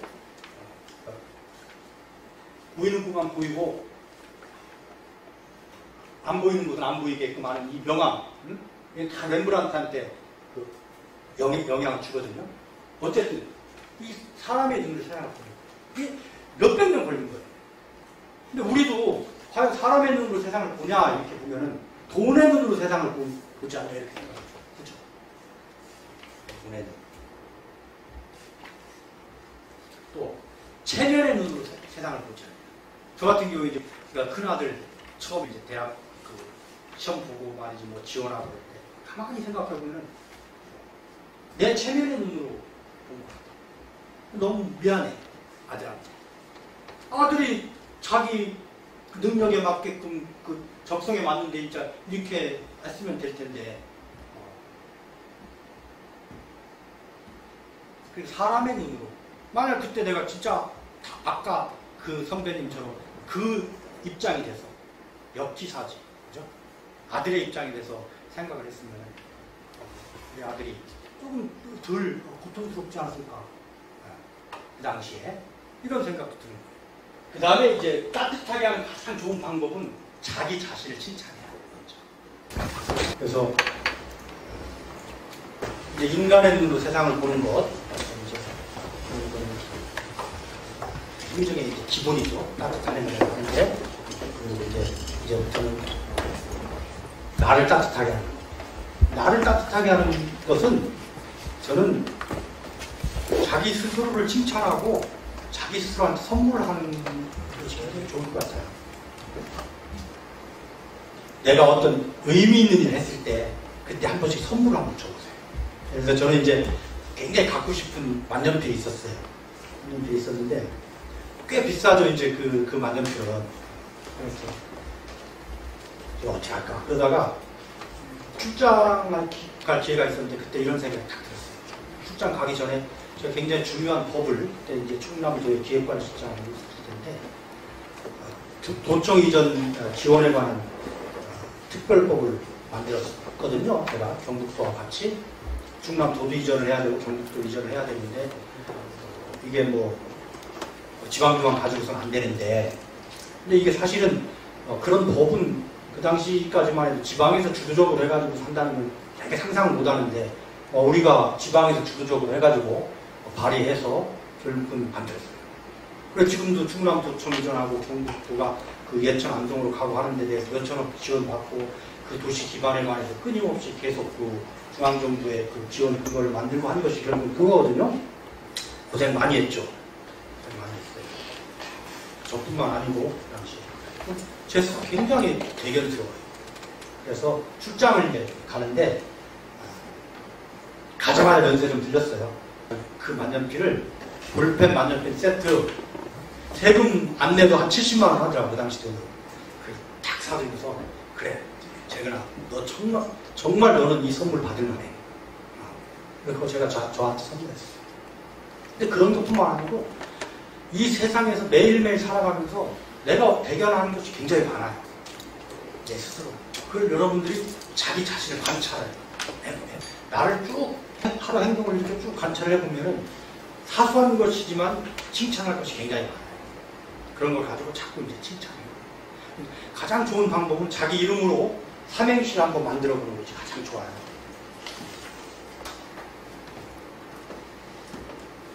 이게 제 이름으로 만든 삼행시거든요. 이건 제가 만든 건 아니고 제 처가 제 생일날에 이제 선물한 건데 저로서는 인생의 가장 큰 선물이에요. 정말 재근 씨는 근사한 남자예요. 이런 것처럼 여러분 이름으로 긍정의 메시지를 잘 담은 시를 하나씩 가요. 내 아내한테도 아내 이름으로 시를 만들어 문자를 넣어주세요. 처음에 어색하다고 할지 모르지만 사실 굉장히 좋은 거거든요. 따뜻하게 하는 좋은 방법이에요. 칭찬만큼 사람을 따뜻하게 하는 거 없어요. 칭찬만큼. 돈도 안 들잖아요. 따뜻한 행정, 인문학적 행정, 그리고 공직가치 6번째 강의는 부자가 되는 것에 대해서 함께 생각해 보겠습니다. 부자는 돈이 많고 돈을 자기 마음대로 쓰는 사람인데 몇십억 부자가 아니라 최고의 부자가 되는 방법은 공무원이 되는 것입니다. 그것을 깨닫지 못하고 늘 가난하다고 생각하면서 쪼들리며 사는 공무원들에게 얘기하고 싶은 말이 이 강의에 들어있습니다. 꼭 공무원이 아니더라도 부자가 되어서 행복하고 싶으신 분들은 끝까지 들어보시면 꽤 재미가 있을 겁니다. 들어보시고 괜찮으시면 좋아요, 구독 부탁드립니다. 공무원 모름지기 내 봉급 100만원, 200만원 어떻게 하면 더 늘클까 하고 궁리하기 이전에 국민이 쓰라고 맡겨준 돈 제대로 쓰면 되는데, 부자가 되는 것은 생각을 바꾸면 된다. 생각. 내가 이렇게 부자구나. 매일매일 내가 이렇게 돈을 많이 쓰고 있구나. 이 돈을 제대로 쓰는 거 이거 얼마나 보람 있는 일이냐 하고 그걸 기록을 계속 하는 거야. 그래가지고 나중에 은퇴할 때 내 기록에 이렇게 딱 들여다보면 나는 이런 의미 있는 일을 하는데 내가 아이디어를 내고 이렇게 예산을 확보해서 이렇게 해서 나는 얼마나 썼구나. 그 기록이 쌓이면 쌓일수록 여러분 부자가 돼요.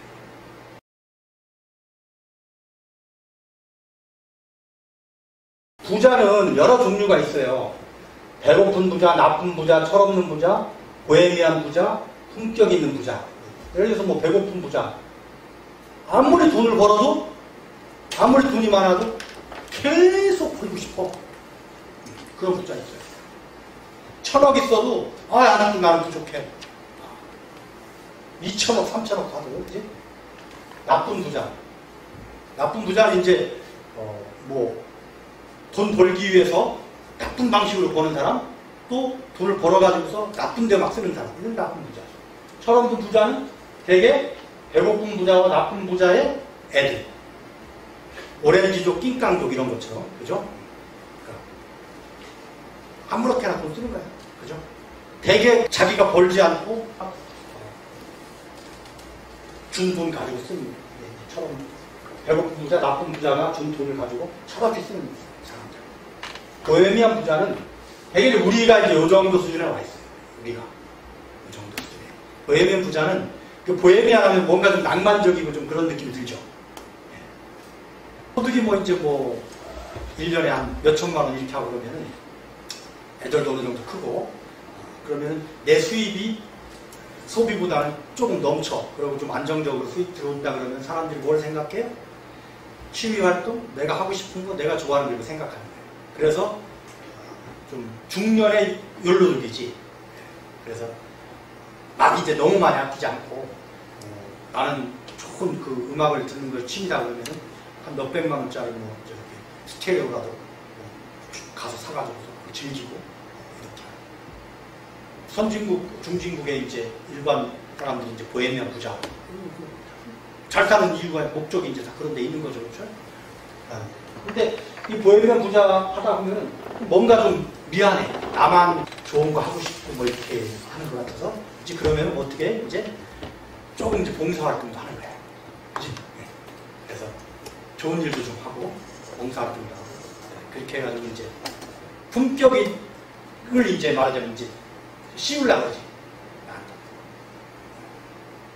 우리가 이제 되게 품격 있는 부자 정도는 되는 것 같아요. 되게 좀 노력만. 그리고 마지막 부자의 단계는 어떤 사람이냐면 경주 최부자, 그다음에 제주의 만덕 백주 이런 분들처럼 큰 기근이 든다든지 이랬을 때 전부 여러 강을 다 열어가지고 다 살려. 그죠? 그리고 이제 학봉 김성이라고 여기 경상북도에서 오신 분 계세요? 경상북도 이제 유명한 분이 이제 우리 저 학봉 김성일 선생님이잖아요, 그죠? 학봉 김성일 그 선생의 이제 그 종손 얘기가 굉장히 유명하죠. 파랗고도 파랗고 맨날 술 먹고 맨날 그 첩질하고 이렇게 가지고 워낙 그 명망가이기 때문에 그 전답과 재산이 많은데 다 없애버려요. 근데 재밌는 것은 그래서 명망가인 것 같아요. 그 명문 집안 그 종손이 그렇게 해서 없애버리잖아. 그러면은 사촌들이 아예 그 삼촌 온촌이나 이제 이렇게 와가지고서 종손을 욕도 하지만은 아이고 그래도 이거 조상님 제사 모셔야 되는데 이거 하나도 없어서 밭대기 하나도 없어서 어찌가하면서 또다시 제사 모실 또 전답을 마련해 주어요. 그걸 평생을 해. 그래서 다 없애버려. 딸내미가 시집을 가는데 워낙 아버지가 술 먹고 노름하고 하니까 그 양반집에서 장롱 사주고 돈도 없으니까 그 사돈집에서 그래도 체면이 있지 어떻게 학봉선생 딸을 학봉선생 그저 수를 갖다 며느리로 받으면서 들어올 때 이제 화초장 하나도 없이 그냥 빈손으로 오게 하냐 해가지고 자기들 돈으로 살짝 줘요 돈을 그 장롱이라도 좀 해가지고 오라고. 근데 그것까지 뺏어. 따님이 굉장히 이제 웁니다. 아버지 우리 아버지 너무하다. 그런데 나중에 이 양반이 돌아가실 때 이제 그 옆에 친구가 야 이제 얘기할 때 되지 않았냐? 그건 아니야. 뭐 그건 별다르게 큰 일 한 것도 아닌데 하면서 그냥 죽어요. 근데 나중에 이제 알려지고 학봉 선생이 그렇게 해서 했던 것이 다 독립군 작업을 알려지고 그 친구를 통해서 얼마 전에 이 서류가 발견이 됩니다. 똑같이 맞아요. 여기서 100만 원 없어졌으면 저기가 100만 원 없어. 그 장부에 그 독립군 군장부 장부. 그러니까 일본 놈들 눈을 속이려고 그렇게 한 거예요. 노름해가지고서 다 썼다, 첩 얻어서 다 썼다 이렇게 하고서 실제로 그 첩 얻는다고 이렇게 하고 나서 그분한테는 예를 들어서 먼저 한 100만 원 주고 나서 돌아가게 하고서 나머지 돈을 독립군한테 다 준 거지. 그지? 나중에 따님이 이제 우리 아버지 그렇지. 우리 아버지가 그런 분이 아닌데 그럴 리가 없지. 예? 우리 학봉 선생 정도 우리 아버지가 울면서 이제 저기 하는 것도 있는데 그런 분들이 여기 이제 나오는 존경받는 부자예요. 존경받는 돈을 정말 멋지게 쓰는 거죠. 이 사회의 공익을 위해서. 그런데 공무원은 얼마 쓰세요? 우리 정국장 1년에 얼마 써요? 나란 일 하는데 아마 지금까지 아마 이 조단위 쓰지 않았어요? 조단위 아니라도 한 몇천억은 썼죠? 조단위에 있던 거죠. 그렇지. 저 토목축 같은 경우에는 한 번 결제하면은 몇백억 나가는 거니까 난 곰곰이 생각해. 해봤어. 내가 과연 얼마나 부자인가? 부자는 돈이 많은 사람이 부자죠. 일단 그죠. 돈이 많다고 그래서 우리가 부자라고 하네. 돈도 많지만 돈을 잘 써야죠. 이 부자의 기준은 뭐예요? 어떻게 쓰느냐에 따라서 부자의 그 격이 달라지는 거잖아. 얼마나 돈이 많으냐가 아니라. 물론 돈이 너무 적어도 부자라고 할 수는 없지만, 그죠? 기본적으로 돈이 얼마나 많으냐에 의해서 나눠지는 게 아니라 돈이 어느 정도 있는데, 어느 정도 많은 양인데 어떻게 쓰느냐에 따라 나눠지잖아요. 그죠? 부자를 결정하는 것은 돈을 어떻게 쓰느냐. 자, 그러면 공무원 얼마 써요? 500조 쓰잖아. 공무원이 뭡니까? 여러분 이것만 다 하나만 생각하셔도 여러분 오늘 그 교육에서 후배들한테 얘기해 주겠어요. 공무원 한마디로 딱 얘기하면 돈 쓰는 사람이에요. 왜? 법에 공무원은 돈 벌지 말라고 돼 있죠. 돈 벌면 어떻게 돼요? 징계받죠. 사법연수원에 예비 판검사가 노량진 입시학원에서 아이고 저기 판사님 아이고 저 주말에 잠깐 나오셔가지고 행정법 실무 강의해 주시고서 좀 용돈이라도 저기 하시지. 신고 안 하고 가가지고서 그런 사람들 다 징계 받았죠. 왜 그래요?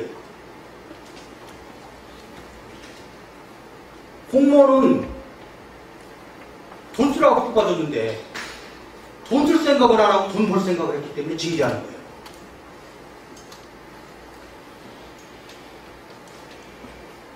우리 국가 예산이 500조 원, 이제 600조 원 이제 육박하죠. 1년에 우리 전 국민과 전 기업이 얼마를 열심히 가는 거 24시간.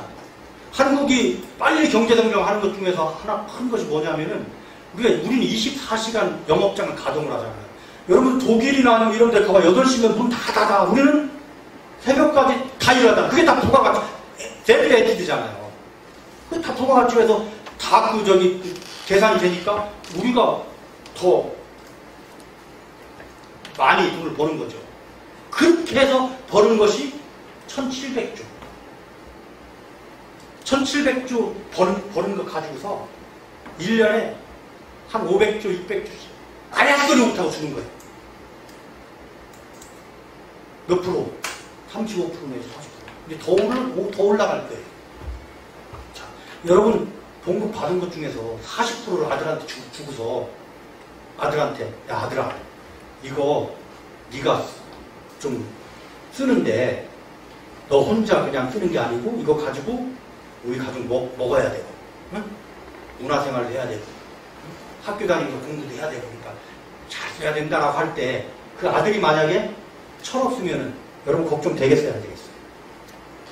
능력이 없는 아들이라면은 내가 번 것에 40%를 뚝 떼어주고 돈 쓰라고 했을 때 불안하겠어요? 불안하지 않겠어요? 불안하죠. 그러니까 어떻게? 국민은 내가 세금 내가지고 번 것에 40%를 국가한테 주는데 저거 아무나 저 돈 쓰라고 하면은 불안하잖아. 그러니까 어떻게? 돈 잘 쓰면 고르는 거야. 그래가지고 100대 200대 경쟁해. 응? 해가지고 그 중에서 제일 돈 잘 쓸 만한 실력 있는 사람 뽑은 다음에 그것도 저놈이 뒷구멍으로 돈 돌릴지 안 돌릴지 궁금하니까 또 면접 또 봐. 그치? 네. 그렇게 하고 나서 또 어떻게 해요? 수시로 효율적으로 아니면 어떤 공공의 가치에 따라서 돈을 쓰는지 안 쓰는지를 갖다가 끊임없이 교육시키기 위해서 또 몇 년에 한 번씩 교육 보내. 여러분들 얼마 들어요 교육? 1억 들어요 2억. 그죠? 여러분 봉급에다가 교육비에다가 여러분들이 여기 와 있는 동안에 다른 분들이 일해야 되는 봉급 2억이에요. 2억짜리 교육. 그거 왜 그래? 돈 잘 쓰라고. 국민들이 그런 거 지금 불안하잖아. 그래서 너는 그렇게 묶어놓고서 야 지금부터는 말이든 딴 생각하지 말고 돈만 써라고 했는데 돈 쓸 생각은 안 하고 돈 벌 생각하면은 그건 국민을 배신한 거예요. 배신한 거잖아요. 그러면은 여러분 동사무소나 면사무소에 복지 업무를 담당하는 7급 공무원 사회복지직이 됐던 요새는 이제 행정직도 또 노인복지나 장애인복지 다 분담해서 하잖아요. 그분들이 1년에 얼마를 씁니까?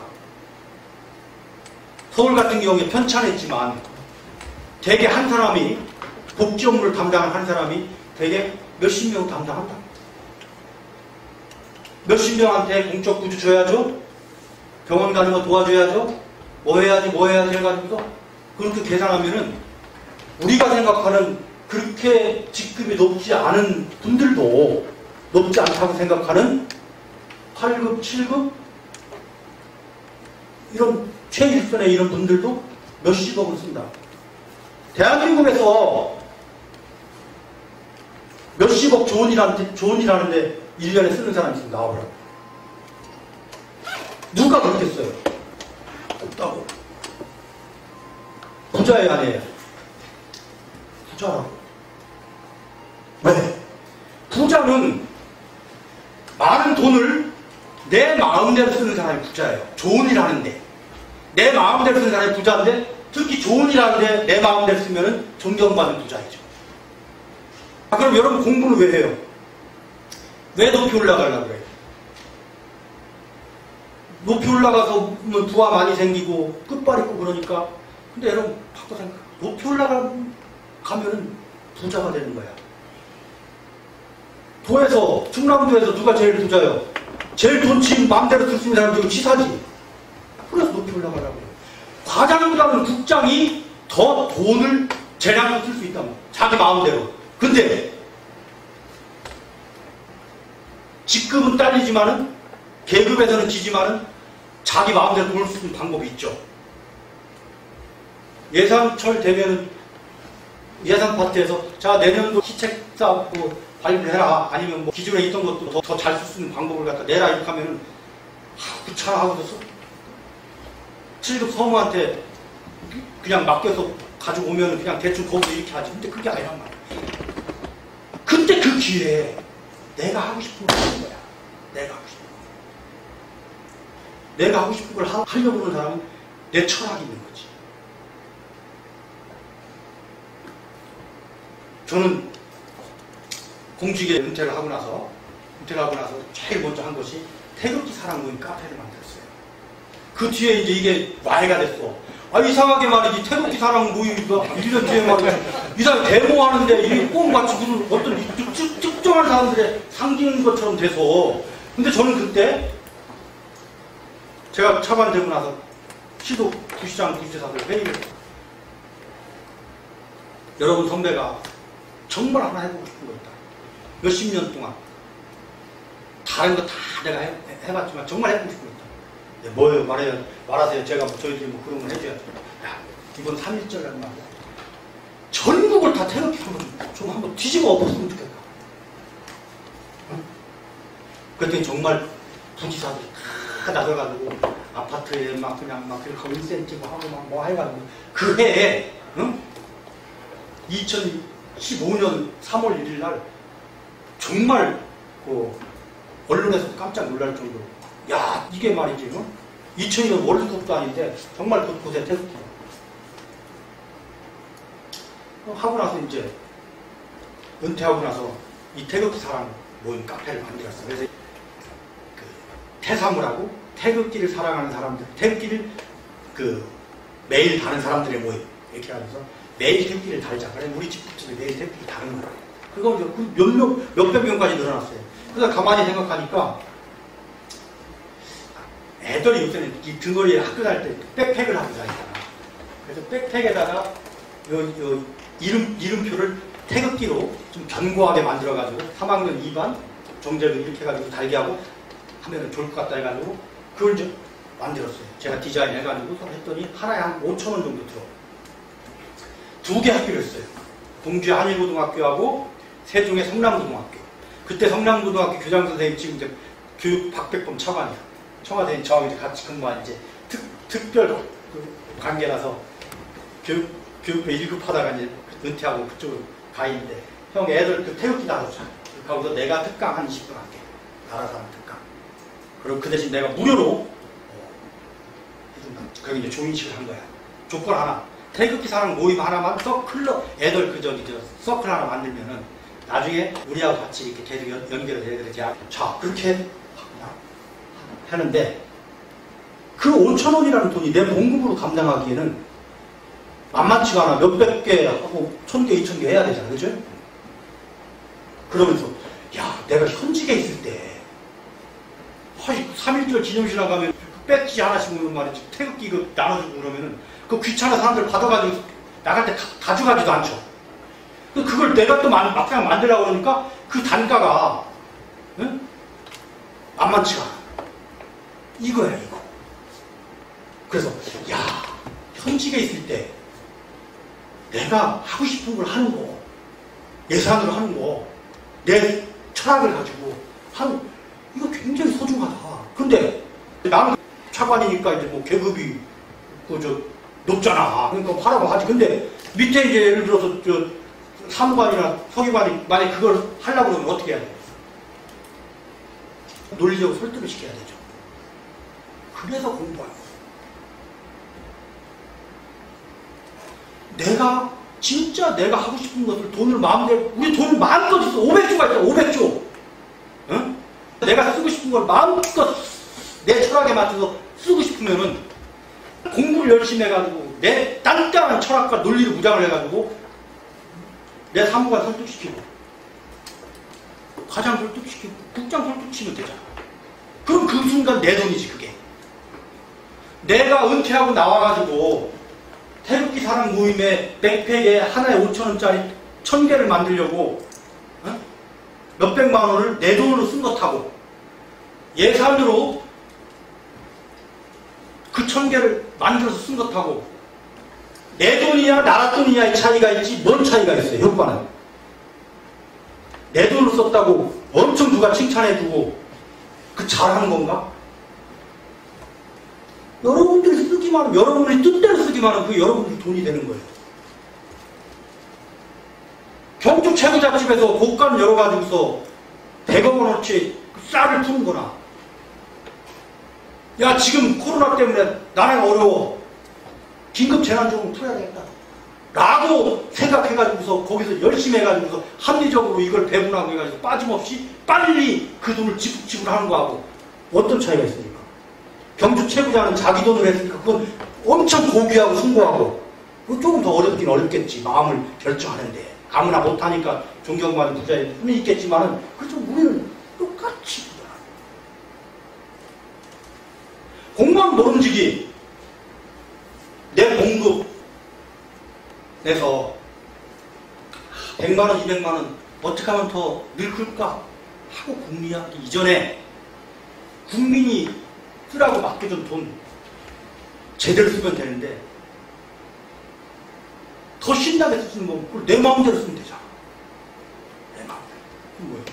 높여다가 그 다음에 가장 좋은 방법 그 다음에 공부 열심히 해가지고 올바른 철학 올바른 세계관 인간의 눈으로 세상을 보는 그런 똑바른 그 철학을 딱 가지고서 그것들을 그렇게 쓸 수 있는 그런 시책을 만들고 그걸 다른 분들한테 내 높은 사람들한테 설득할 수 있는 내 논리, 내 언변, 그죠? 그런 걸 길러가지고 쓰면은 부자잖아요. 여러분들 돈 얼마 썼어요? 부자게 썼다.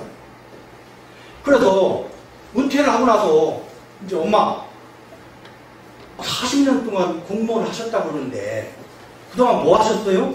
이렇게 하면 글쎄 뭐 했나?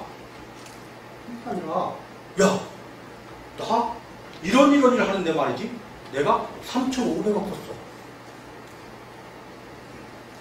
자 우리 동네에서 혼자 죽는 분이 있어. 야 소득 3박 국가에 말이야 고독사라고 그러잖아요. 죽고 나서 발생하잖아. 계속 저렇게 쓰는 방법이 없을까? 소득 3박 국가에 라는 고민을 해가지고 우리 동네 그 달동네에 올해도 한번 같이 논의해가지고 시책을 만들고 거기에 5천만 원이라도 공장 설득시키고 구청장 설득시켜서 했다. 뭐 자매결연도 맺어주고 말이지만 뭐 배열도 하든지 무슨 뭐 방법 여러 가지 했다. 얼마나 따뜻해. 거기에 5천만 원 썼어. 부자야 안 부자야? 부자. 그거는 내 마음속에 영원히 가져가는 거예요. 누가 뭐라고 해도. 그게 긍지와 자부심이지. 공무원이 돼. 뭐 저기 그냥 뭐 저기 내 봉급이 말이지 얼마인데 이게 공무원은 돈 쓰는 사람인데 돈 제대로 쓰려면 돈 열심히 해요. 여러분 왜 공부해야 돼? 돈 많이 써 부자를 내고 애들한테 공부하라 그러지만 피부에 와닿지만 나중에 결과적으로 공부하는 사람과 공부하지 않은 사람은 어떻게 해? 공부 좀 덜 하는 사람은 그 잡 자체가 남이 시키는 일 그대로 하는 일을 하게 되고 공부하는 사람은 자기가 새로 뭔가를 만들고 돈을 쓰는 일을 하잖아. 자원을 배분하는 일을 하잖아. 여러분들이 그런 의미가 있다.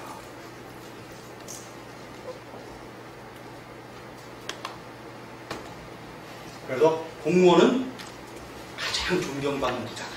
여러분들 그렇게 생각하시면 돼요. 그 다음에 이제 내가 먼저 행복해진다는 것은 이제 그 부자가 되는 거예요. 그러니까 부자가 되는 것은 돈을 누가 막 나한테 많이 주고 해서 이게 아니라 생각을 바꾸면 된다. 생각. 내가 이렇게 부자구나. 매일매일 내가 이렇게 돈을 많이 쓰고 있구나. 이 돈을 제대로 쓰는 거 이거 얼마나 보람 있는 일이냐. 하고 그걸 기록을 계속 하는 거야. 그래가지고 나중에 은퇴할 때 내 기록에 이렇게 딱 들여다보면 아 나는 이런 의미 있는 일을 하는데 내가 아이디어를 내고 내가 싸워가지고 이렇게 예산을 확보해서 이렇게 해서 나는 얼마나 썼구나.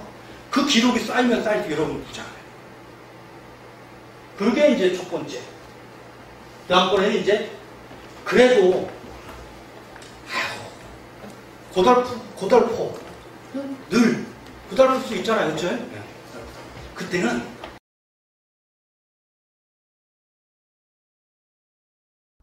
따뜻한 행정, 인문학적 행정, 그리고 공직가치 7번째 강의는 행복론입니다.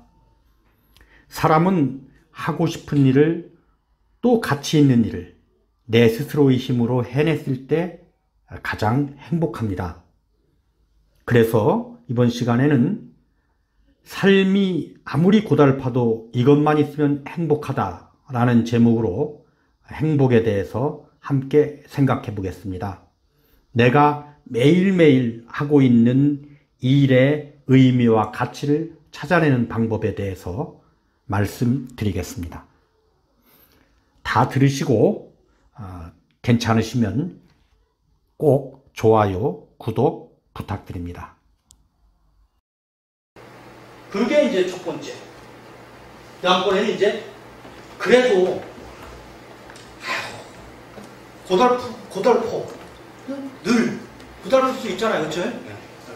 그때는 내가 하는 일이 어떤 의미를 갖고 있는가를 곰곰이 생각해.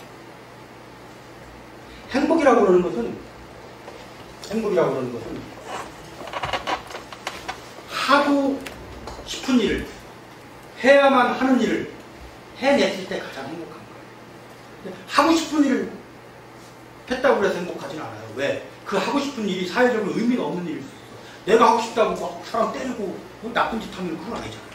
근데 하고 싶은 일 100가지 중에서 다 고르고 그러면 이 사회가 지금 해야만 하는 꼭 필요한 의미 있는 일이 있다고. 그것을 해내면 가장 행복한 거예요. 그러니까 만족이라고 하는 측면에서 보면 하고 싶은 걸 해야 되는 거고, 근데 가치라는 측면, 의미라고 하는 측면에서는 해야만 하는 일을 해야 되는 건데, 행복은 해야만 하는 일을 해냈을 때 가장 행복한 거죠. 하고 싶고 해야만 하는 일을 해냈을 때 그걸 찾아내면 돼요.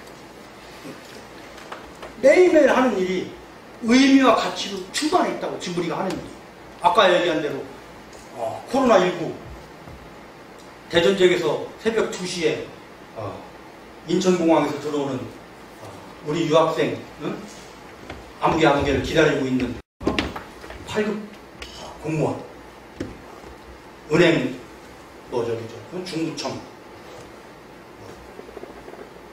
소속의 공무원 고달프죠. 그죠? 근데 고달프다고 생각하기 전에 잠깐만, 그러면 이게 내가 이 일이 어떤 의미가 있느냐 한번 생각해. 비록 한 사람을 갖다가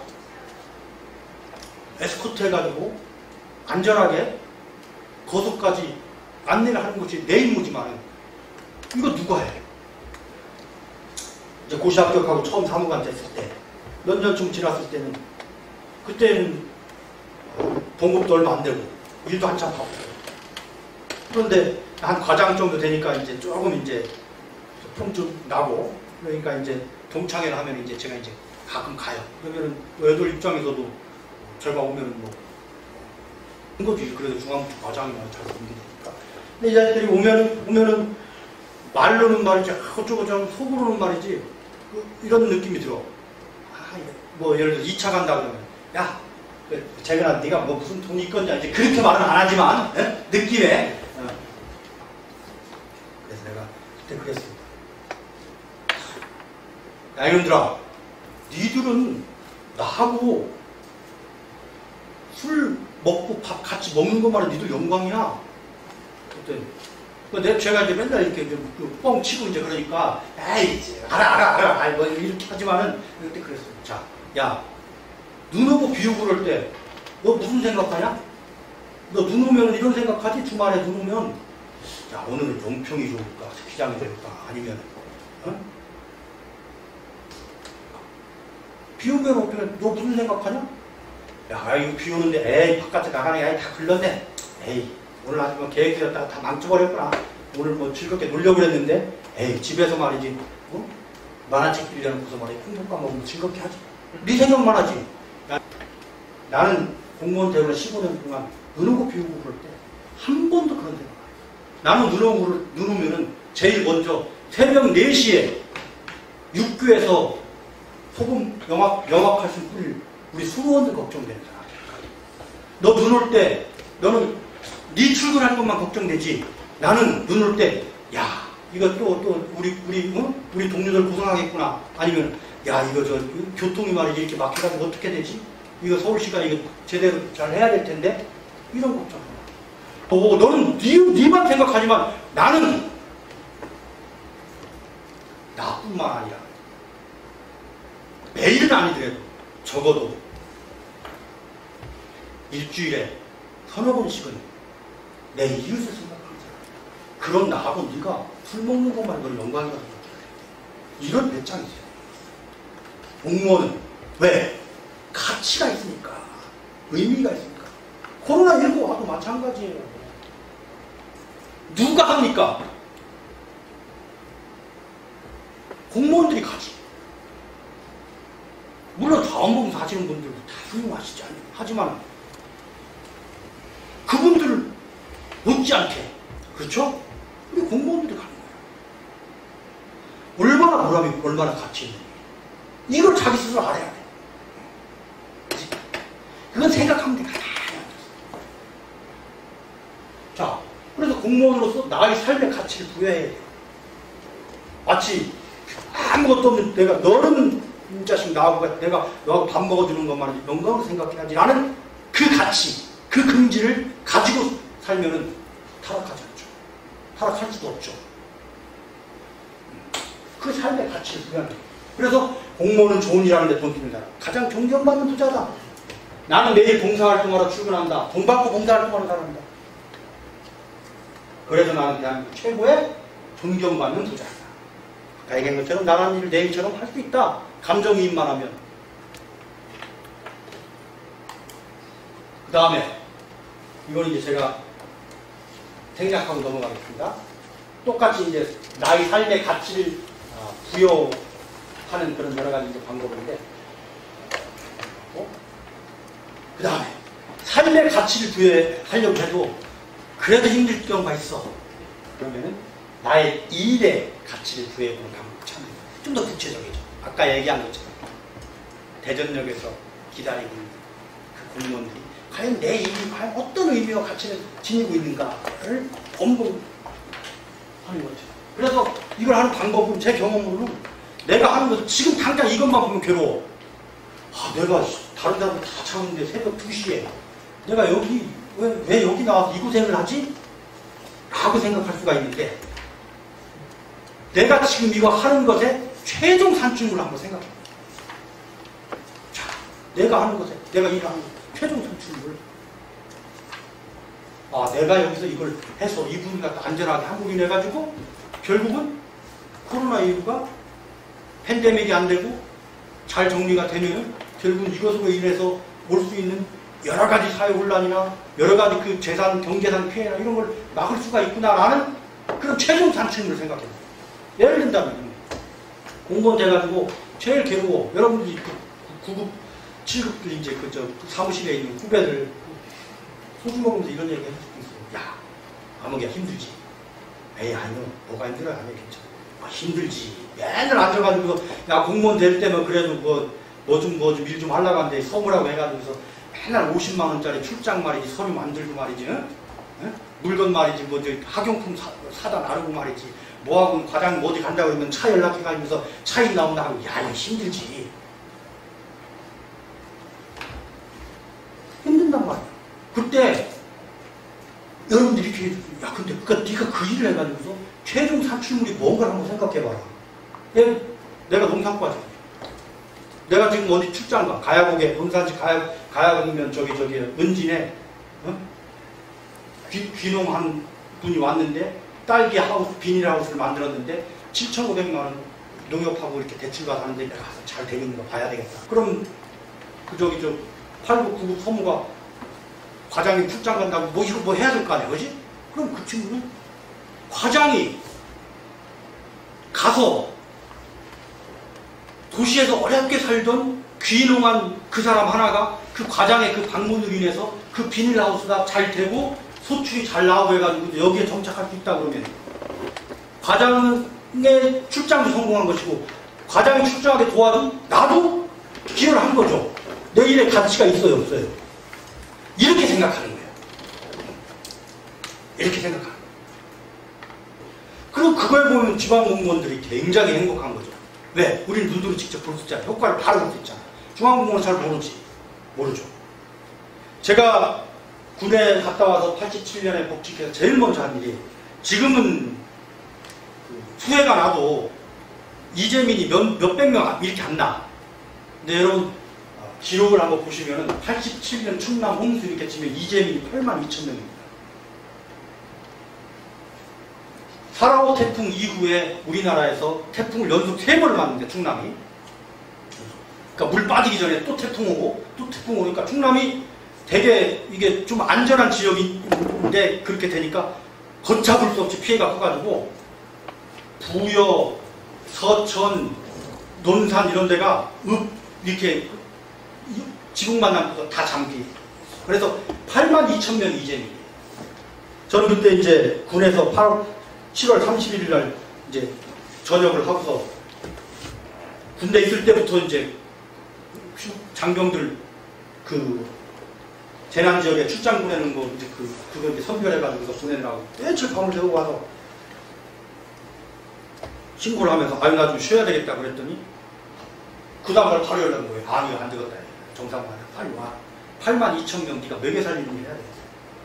지금은 구호물자가 이게 사서 주지만 그때는 처음에 딱 사서 주고 나머지는 다 입던 옷 뭐 이런 거 돼가지고 트럭이 12톤 트럭이 이제 도청 마당으로 옵니다. 그러면 제가 이제 인부들하고 우리 이제 청심회라고 그 여직원회하고 해가지고 이제 같이 분류를 해. 쌀이 말이지 20kg짜리가 150포대가 캘리포니아에 있는 뭐 어느 그럼 이제 기록하고 그러면 이제 이재명 수에 따라서 이제 배분하면은 길이 뚫리고 나서부터는 시군에서 이제 4톤짜리 트럭이 이렇게 옵니다. 분들하고 같이 이제 날려가지고 실어줘. 여기 논산 시차야? 그럼 여기는 쌀 20푸대, 라면 몇 박스, 의류 말이 몇 포대, 이렇게 한다. 이제, 그렇게 하고 나서 이제 한 2개월쯤 지났습니까? 이제 물이 다 빠져서 현지 출장을 갈 수가 있다, 이거야. 그래서 이제, 제가 이제 한번 둘러보자. 그때까지도 아직 이재민들이 이제 학교에 이제 계속 있을 때 갔어요. 진짜 들판에 우렁이, 죽은 우렁이 까먹으려고 그냥 두rum이 막 허연해.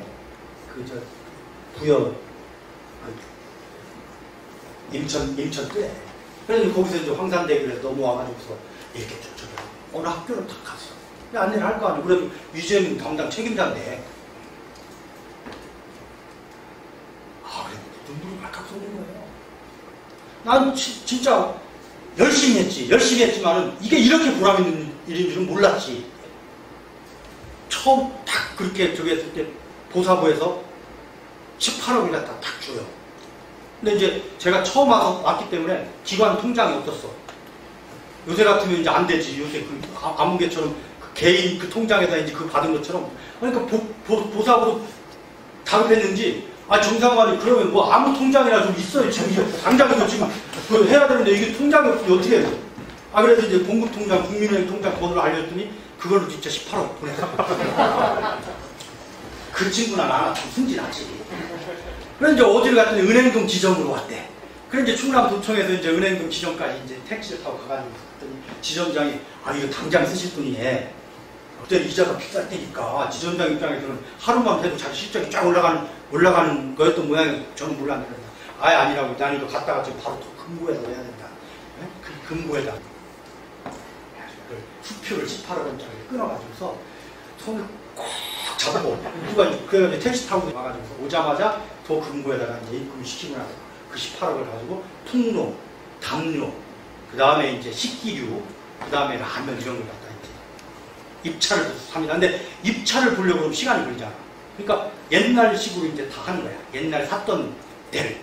근데 내가 이렇게 가만히 보니까 아니 옛날에 그 세신 통로인가 세신 시럽인가 여기서 통로는 말이지 좀 비싸던데 우리 금산에 보니까 새로 중소기업인데 거기는 내가 볼 때 훨씬 더 싸. 그래서 그걸 하려고 그랬더니 옆에서 난리가 아유 정상아 이거 감사라고 말이야. 이거 설명할 수가 없어 우리가. 응? 옛날 하던 대로 해야지. 그걸 어떻게 이게 저기 하냐고. 그 돈 받아먹고서 이제 납품업체 바꿨다고 그런 소리 듣기 전에 이렇게 하라는 거야. 옆에 이제 우리 이제 그 차석 선배가 응? 주사가 아이 내가 책임진다고 말이지. 세상에 말이지 지역경제 살리기가 우선이지 말이지. 무슨 뭐 저기 똑같은 건데 말이지. 그 저 값이 단가가 하나 10,000원 차이가 나는데 왜 거기다 하냐고. 난 여기다 한다고 말이지. 걔가 했어. 나중에 그건 다 이제 그것도 다 답변했어. 이제 감사 나왔을 때 워낙 순진한 놈이 하니까 야 설마 얘가 뭐 이렇게 하고 이제 잘 넘어갔지만 어쨌든 그런데 학교를 딱 갔는데 제가 사준 그 내복을 입고 왜냐면 내가 견본품을 봤잖아. 그렇지? 색깔도 딱 내복 빨간 색깔 견본품 다 봤잖아. 그리고 내가 사준 이 통로에 내가 사준 그 냄비에다가 라면을 끓여 먹었어. 깔은 그 담요도 없고 옹기종기 있는 거예요. 눈물이 왈칵 나는 거야.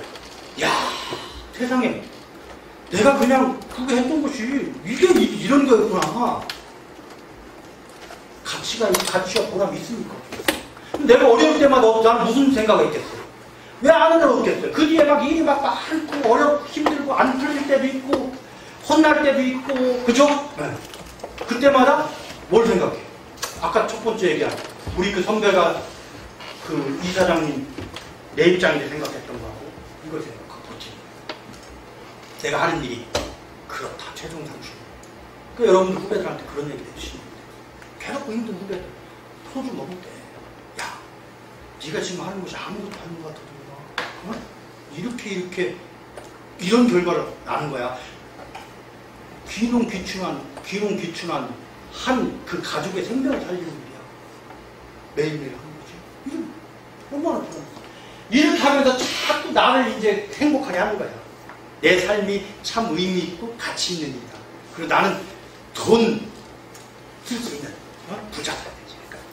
그러니까 내 돈만 가지고서 쓴다고 부자입니까?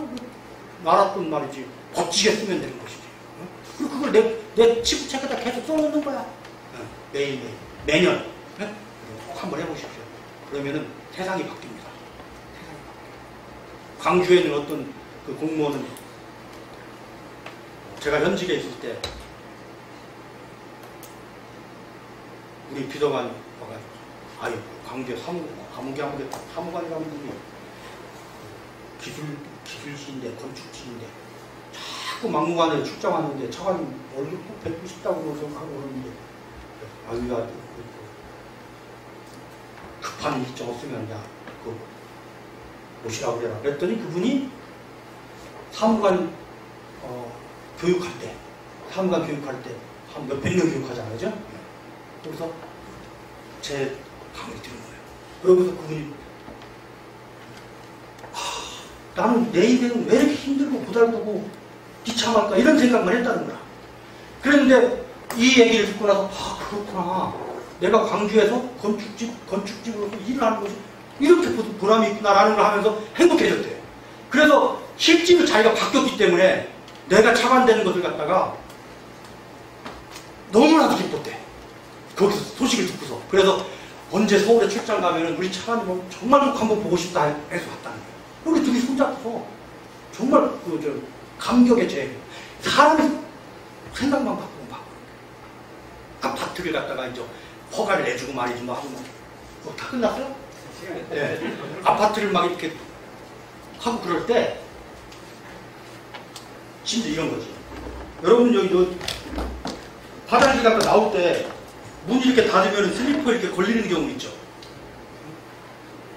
그런 것도 하나씩 하나씩 이렇게 짚어나가면서 야 이게 참 보람 있는 일이다 이렇게 생각했다. 그렇죠. 그래서 생각을 바꾸면 다 바뀐다. 네. 가치를 부여. 그 다음에 이제 내 주위를 따뜻하고 행복하게 만들고 그 다음에 이제 마지막으로 이제 이건데 이거는 여러분들 그 뒤에 이거 칼럼 있죠? 칼럼을 이렇게 쭉 한번 보세요. 보시면 여기에 이게 주제별로 이렇게 하나씩 칼럼이 다 있어요. 끝으로 하나만 얘기해요. 칭찬. 주위를 따뜻하게 하는 것은 아까 나한테 칭찬하는 것뿐만 아니라 내 주위를 따뜻하게 하는 것도 가장 좋은 방법이 칭찬하는 거예요. 칭찬하는 건데 상사를 칭찬할 줄 알아요. 상사. 그래서 여러분 이미 상사가 됐지만 여러분 생각해보시고 우리는 높은 사람들은 솔직히 아랫사람들 칭찬 먹고 사는 거야. 내가 무슨 회의를 하고 무슨 지시를 했을 때 여러분 뭐가 제일 궁금해요? 아, 이 친구들이 내가 얘기한 것에 어떻게 생각할까? 이런 궁금하잖아. 근데 왜 상사 칭찬을 못해? 못한다고. 그죠? 아부할까봐. 아부한다. 이렇게 보일까봐 상사 칭찬을 못해. 그래서 내가 오늘 여러분 꿀팁을 하나 줄게. 칭찬과 아부를 구분하는 방법. 칭찬은 내가 뭐라고 했는데 상사도 기분 좋고 나도 기분 좋다. 칭찬. 내가 뭐라고 했는데 상사는 기분 좋은데 나는 기분이 더러워. 아부야. 왜? 그때는 팩트를 왜곡해서 뭐 이렇게 상사한테 이렇게 얘기했거나 아니면 과장해서 좀 이렇게 포장해서 얘기할 때 그때는 칭찬처럼 저기 내 속마음은 내가 그게 진실이 아니고 사실이 아니고 내가 알잖아. 그러니까 내 마음이 좀 약간 쭈삣쭈삣한 그런 말 하고요. 그렇지 않고 실제로 상사가 한 것에 대해서 적정한 수준에서 항상 칭찬해 줄 수가 있어요.